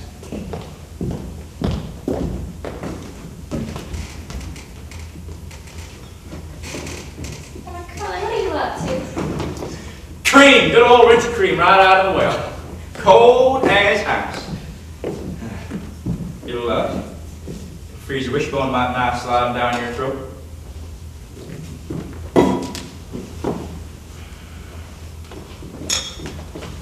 Ooh, Laurey and Curly! What's this? The two little lovebirds. Just a dime to get to the nest too from the look Are you ready? Gonna be a Shiveree! Well, how did girl ever take to a fella like you, Curly?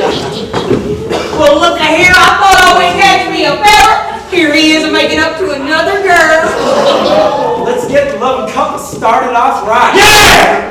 Starting off right. To the bride and groom.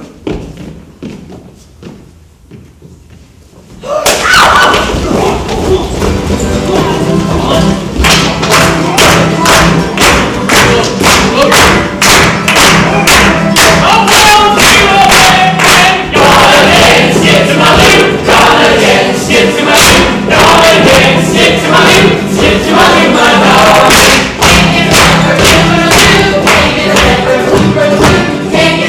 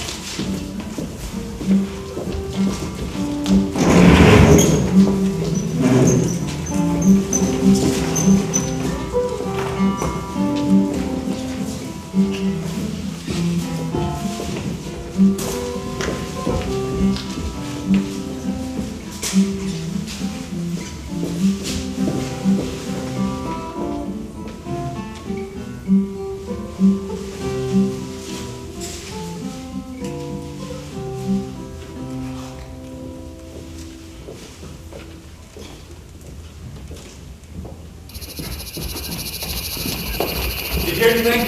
No. Listen. Not a sound. You're giving sleep. What was that? Don't hear nothing. Just the wind, I guess. Listen. We'll leave old lady standing where we're tired. We can't drive up to the house.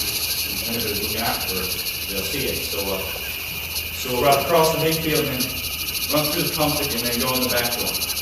Come on now. Watch your step. Miss Curly? I don't have anything to catch us. Would be bad. Do you know about Shiveree, honey? They can get pretty rough. Okay. Don't be afraid, honey. Ain't Eller says nobody seems to get hit.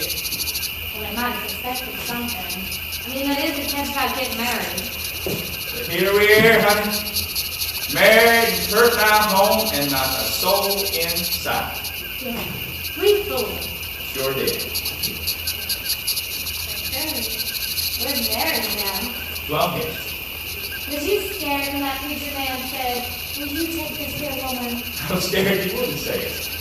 I was scared to back out on you. Couldn't back out on you. Not even if I wanted to. Could you, me? Not by tried and tried.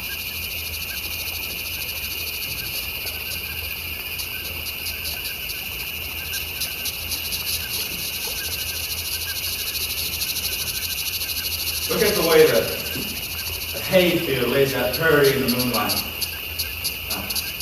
Next to the pasture, and over yander's the wheat and the corn. The cane pasture next to him. And then it's the truck garden and timber. All laid out. Fine, Jim Dandy. The country all around it, all Indian territory. Swung to the Rio Grande, and north to Kansas, and east, way over East Arkansas. All the same way. The moon on it. The trees ain't hardly moving, and branch bubbles over them limestone rocks. You can hear it. And wildflower perfume smelling up the air. Breathe anything. Fine night to remember for a wedding night. It's a fine night.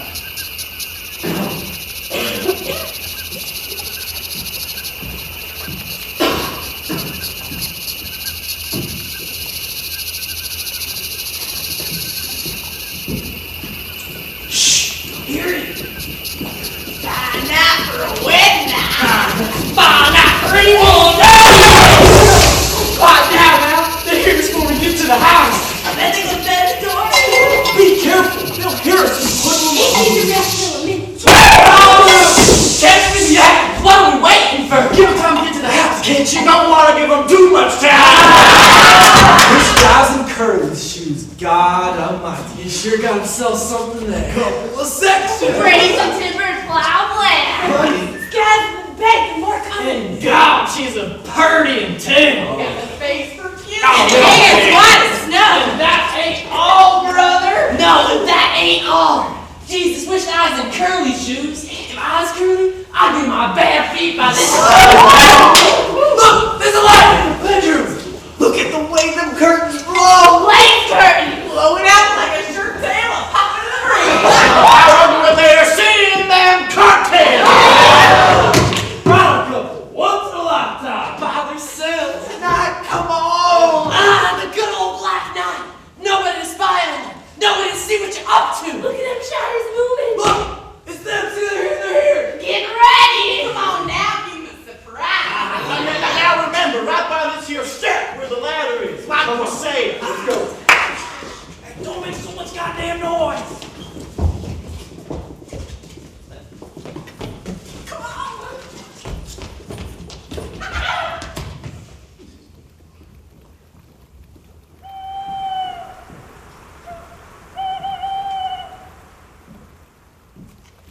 Listen to that old owl and that there coyote away off yonder towards the Shiveree River.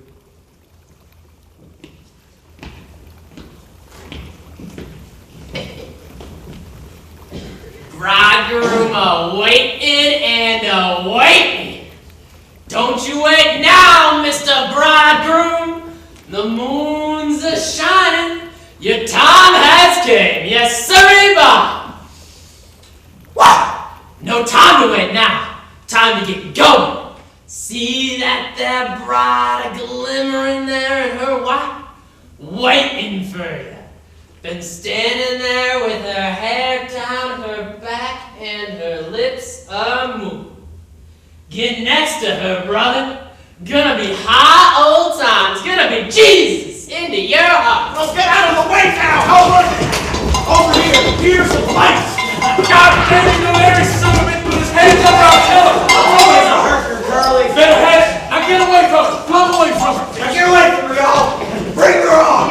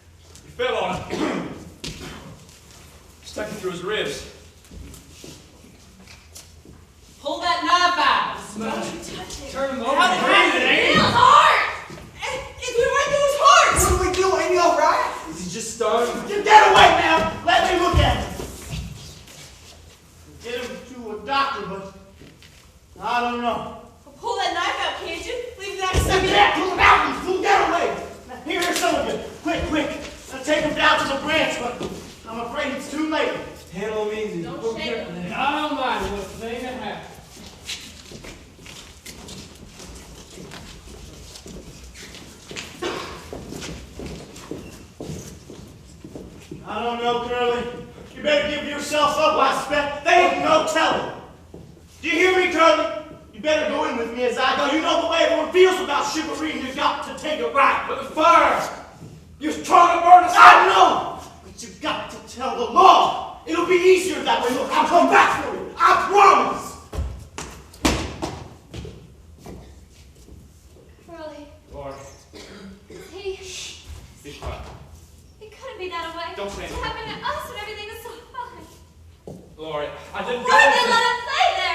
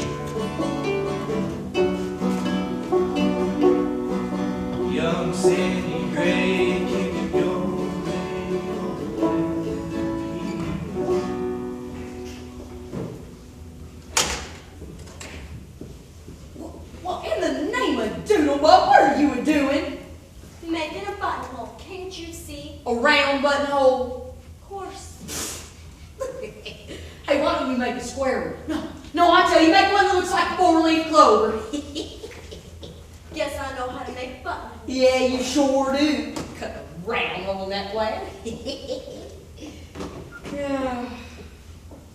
You know, she ain't went to bed yet. It's 9 o'clock about. You know, I'm worried about her. She don't eat in her sleep since Curly was tucked away. She get poor, she don't eat. Well, of course she'll get poor. That's what I said. Oh, I hear what you said. Well, Listen here, 80 Annie Carnes. Don't you ever get married. gracious, who'd I marry? Don't you ever. I did, and look at me. First your husband, he'll die the way that mine did. And then the baby, she'll die. Then your young'uns, they'll all grow up, and they'll get married and run off and leave you the way that mine did.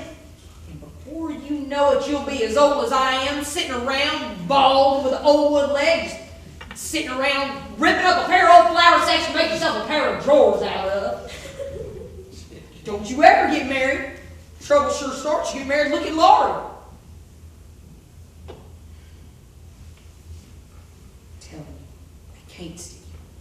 Stick who? Curly, they can't stick you. You was self-defense. Just plain as the nose on your face.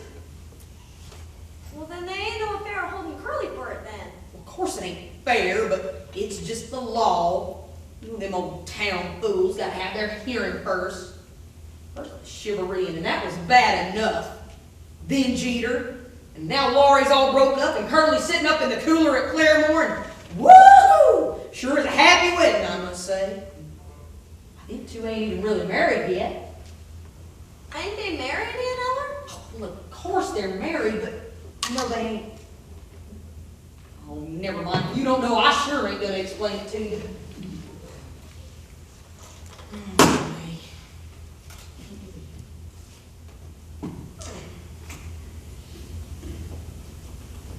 Woo! Looks black up over yonder. Hope it don't come up a rainstorm or a big wind with that 40 weight in the shawl. Reckon we ought to stack it. Hey, is your mom need you tomorrow? Nah, she said I could stay all week if you feed me. Oh, I'll feed you all right. Grease-eye gravy and crackling cornbread. Woo, and roasting ears. Now, we'll start in tomorrow on canning them peaches, cleans, and all. So, we're going to be doing that, expecting we better get on to bed. Yeah, I kind of hate to go to bed with Laurey still all broke up. Laurey? Honey? Yeah? Ain't you went to bed yet? Well, I can't sleep none, so there ain't no sense in going to bed.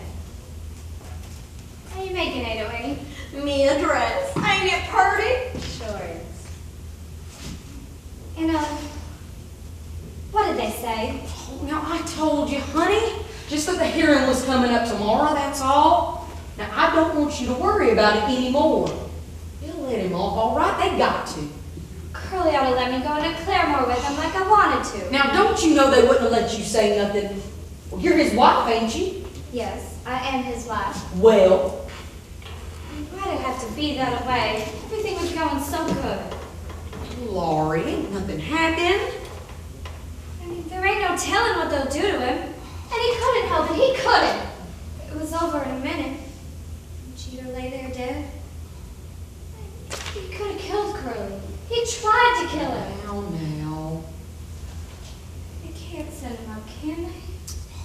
Laurey, everybody could have seen how it happened, but you know the way that everybody feels about Shiveree. They just feel they got a right to it somehow. But with a thing like this just happening in the middle of a Shiveree, honey, it just looks bad, that's all. But Curly will go free. It's only been 3 days. He just got to get everything straight. You sure, Anna? Of course I'm sure. I just can't stand to think of him locked up in that jail. Oh, well, it won't be no time now at all till everything is all over with and forgot. No. No, not over with. Not forgotten. What is it, honey? You didn't see those things. Other things. Things you can't get out of your mind. The way the men were, the things they said. Now, honey, don't let your mind run on it. Men is always like that at Shiveree's. One time in a body's life. Oh, now, Laurey, I know it must have been bad, but you know the way that everybody feels about Shiveree. They just feel they got a right to it somehow. But with a thing like this just happening in the middle of a Shiveree, honey, it just looks bad, that's all. But Curly will go free. It's only been 3 days. He just got to get everything straight. You sure, Anna? Of course I'm sure. Laurey, I know it must have been bad, but I've tried to forget it. I've tried and tried. Don't try. Don't try. There's things you can't forget even if you live to be 100. You gotta learn. You gotta look at all the good on one side and then all the bad on the other, and you just gotta say, well, all right then to both. But on top of everything. I know, Laura, you've had your share of troubles. They's been good things too. Think about that. You ain't had to slave away, working away for others, the way that some girls has to do, and you've had you a good home. But how not? Yeah, right when you needed them most, both gone. But you stood it, didn't you? Yeah. You've been strong ever since. Of course you have. Your Paul died, and whoo, you thought the world of him. He was already dead in his coffin before I could get here. You was here all by yourself, and you stood it. It's set right there. On 2 chairs. The head towards the door. Yeah. You know, Laurey, when your Paul died, that was my brother in his coffin. And there's more, Laurey. Lots more. I couldn't even begin to tell y'all. My husband, babies, both of my sisters, my pa and mom, trouble's thick and fast when we gotta put up with. You know, my husband, your Uncle Jack, did I ever tell you how he died? There's just a crazy way to die. There wasn't any sense in it at all.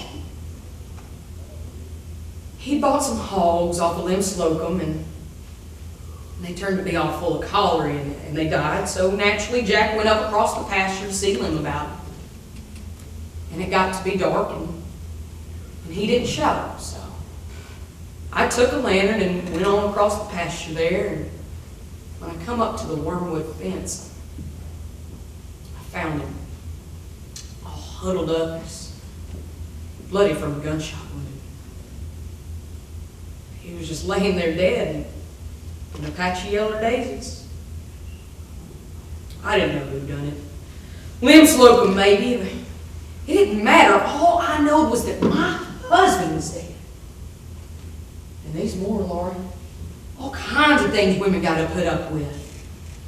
Sickness, being poor and hungry even, being left alone in your old age, and being afraid to die.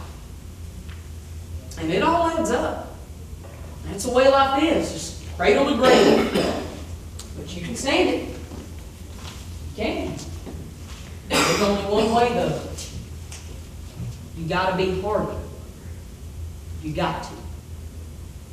Oh man, Eller, I'm such a baby. I wish I was the way you are. Fiddlesticks, fat and old. Couldn't pay me to be the way I am now. I won't be no time at all till you and Curly get so tired of looking at me, you'll just run me off the place with a tin can tied to my tail. Oh, what I'd do without you. You're such a crazy. Sure as you're born. I never could live. I never could. But I'll go to bed now. And sleep, huh? Tired. And eat from now on, fried chicken and everything. Tomorrow? Tomorrow you're buzzed. Let's see. Oh, here, eat this. I want it. Eat it, I said. No,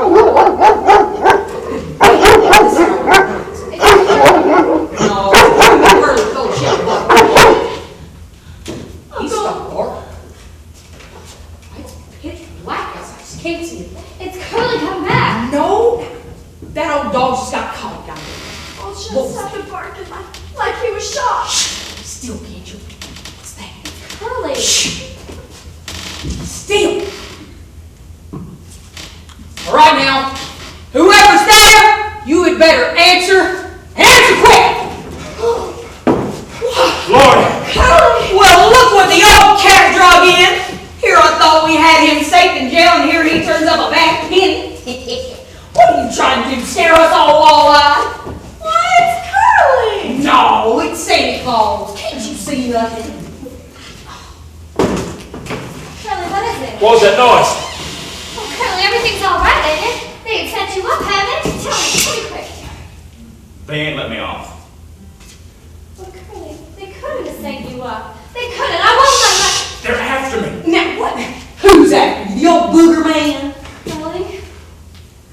come through that fence just by that little bridge, I could see the lights way over towards Claremore. That's when I know they got on which way I was headed. What are you jabbering? Oh, I might have knowed it.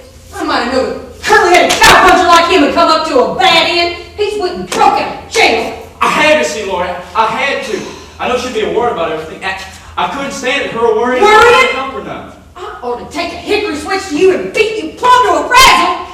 Here you'd have got out of jail tomorrow, you crazy young'un. Everybody said so. Now they're probably going to send you up for 5 years for busting loose, and I hope they do. Oh, wait, no, they can't send him up. They couldn't. Okay, you just wait and see, Missy. Now, didn't you know they know where he was headed for before a cat could lick his front paw? I didn't think. Yeah, I reckon you ain't have much to think with. I'd like to give you a good beating. I reckon you just had to see your girl. My wife. Yeah, well, call her that if it makes you feel any better. Now, how far back was it you said you seen them coming? About half a mile. Well, you got about 2 minutes to tell Laurey goodbye then. They won't catch me, Aunt Tiller. Hide me till morning, Aunt Tiller. I can't let them find me now, Aunt Tiller. Now you are going to stay right here until they come and get you. You've caused this family enough trouble to last us all till doomsday. Now, Ado, Annie, come on, let's go out in the kitchen and get you something to eat. I bet you are just starving. I ain't hungry. Oh, he's hungry. Well, I can feel every rib you got just falling to stains. All right now, it'll be here in a minute. You all right, honey? I guess. I get to thinking. I know. Me too. Thinking about you. And be bringing such a trouble on you. It's all my fault. It could be helped. I never thought of breaking out a deal like this. But something's always happening in this here world. I had to see it for the hearing tomorrow. What if they send me up and I not see it for a long time? Oh, it can't be. Don't see that, Curly. Anything can be. You got to be ready. Well, tell me, have you heard anything? What'd you hear? Nothing, honey. I ain't heard nothing. Nothing but good. So it's okay then? That ain't it. I'm sure myself, honey. I was sure before I broke out. Never thought what that might do. But something's always happening in this here life, so you got to promise me something. No matter what happens, no matter how bad it is, you've got to bear up. Why, I'm a pretty one to go losing sleep over, ain't I? What a fine start we have. No. I've been worried about you locked up in that jail. Don't mind that. And I've tried to forget that night. It's tried so hard I thought I'd go crazy. Heard it over and over again, ringing in my ears, seen it. Cried about everything. I've been such a plum baby. And then I tried to figure out, what would happen if they did send you up, and that was the worst. But I had to figure out how I'd go on. And I've discovered something. I'm going to be grown up from now on, just like everybody else. So you don't have to worry about me no more. I can stand it. Even if they do send you to the pen for life. Here. I don't know if I like that very well. The look on your face. I haven't laughed in 3 days.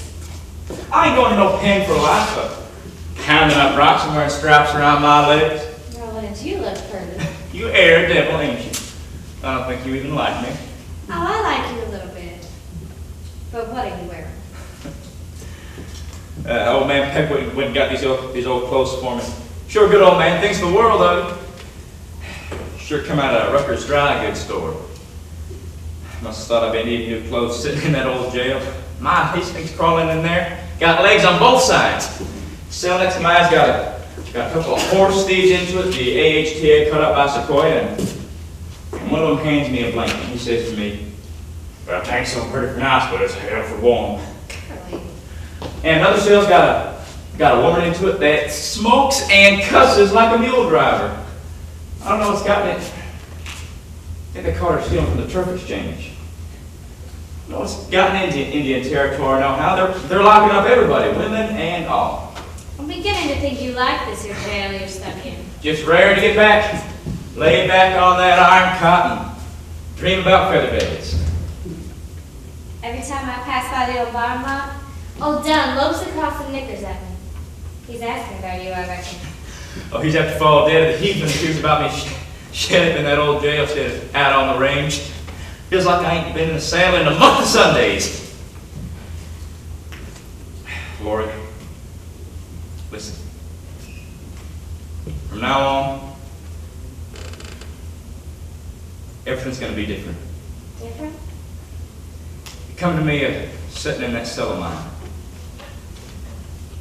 Well, I should have been a farmer, I know that. Gotta quit thinking about branding and dehorning and throwing rope and get my hands blistered in a new way. This country's changing, right and left. Buy up mowing machines, cut down the prairies, shoe your horses, drag them plows under the sod. They're gonna make a state out of this. They're gonna put it in the Union. The country's changing and got to change with it. Bring a couple of boys, new stock. Keep up the way things is changing in this crazy country. Life's just starting for me now. Now I got you to help me. Now come here, Laurey. Come tell me goodbye before they come and take me away. Seems like all we do is say howdy and so long. Goodbye, Curly. If you come back tomorrow, I'll be here waiting. If you don't come back. Don't worry, honey. They couldn't handle me with birdshot. Promise me. I can't go. Now here they are, I guess. There's a whole crowd of them. Sing the lanterns. Curly, now are you all ready? I guess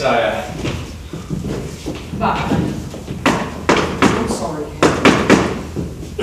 It's me. Who is that knocking? Mr. Beck, come on in. What are you going around? Oh, Curly knows what I want. I've come for him. You have? You ain't no marshal. Oh, I know, but Mr. Burnett, the federal marshal, deputized me and some of the boys to come on down here and find Curly and bring him back. Now, come on! I must say, siding with the federal marshal. Well, Curly's hearing age come up yet, and he had no right to run off in this way. No, I say, look here. He's wanting to see his wife, didn't he? And that ain't again no law in this country, is it? Well, no, but breaking out of jail is against the law. Well, when did you go and get so respectful of the law? Listen here, Redneck. If a law's a good law, it can stand a little bit of breaking. And then there, hey, who's out there? Hey, get him out. Go on. What are y'all going around here? Go on home. We've come for Curly and Eller. He's a plumb criminal, he is, breaking out of jail this way. Who is that? Is that you, Zeb? I might have known it. Say, you're a purty nothing. Old pig stealer like you trying to represent the government. Who's a pig stealer? You are Mr. Zeb Walker. Now, I ain't even. Yes, you are. Why, it's getting now, instead of talking, you plumb grunt like an old sow.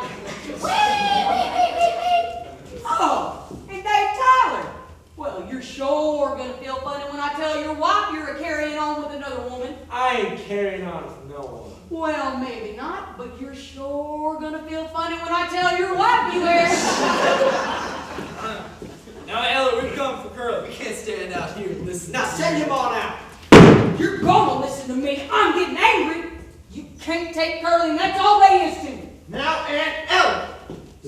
Send him out. Let's get started. But get off tomorrow, won't you? Fine. You don't want to listen to me? Don't wash my hands, all of you. I thought you were a fine bunch of neighbors. Now I see you're nothing but a gang of fools trying to take a bridegroom away from his bride. By the way, you're siding with the federal marshal. think we live in the United States or something. We're in territory. We ought to hang together. I don't mean hang. I mean stick. What's the United States anyways? It's just a foreign country to me. You support just dirt old foreigners, every last one. No, ain't Eller. I ain't no foreigner. My man ain't Patrick boy born in Indian territory. Well, I'm plumb full of Indian blood myself. Me too, and I can prove it. Well, I must have made a mistake. I mean, maybe you ain't foreigners. Anyways, look, I'm not saying you gotta let Curly off. I'm just saying that you don't have to take him tonight. You can take him in the morning just as well. Well, I don't know. I ain't no foreigner. What does Mr. Peck say? Yeah, ask him. He's the boss. Well, I wouldn't want to stand in the way and let them You hear that, Mr. Peck? They said he can stay.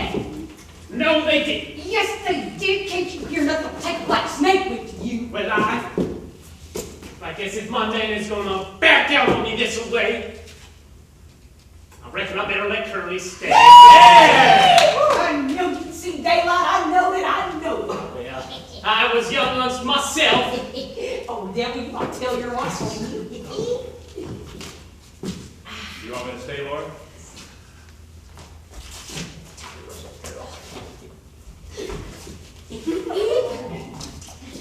I'll be here in the morning. I'll be here bright and early. Oh, now, not too early now.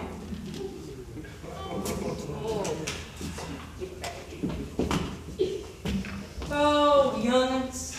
They sure has a terrible time, don't they? Oh, well, they get to be old soon enough. Too soon. All right, you all, go on home. There ain't nothing more you can do around here. Curly is staying.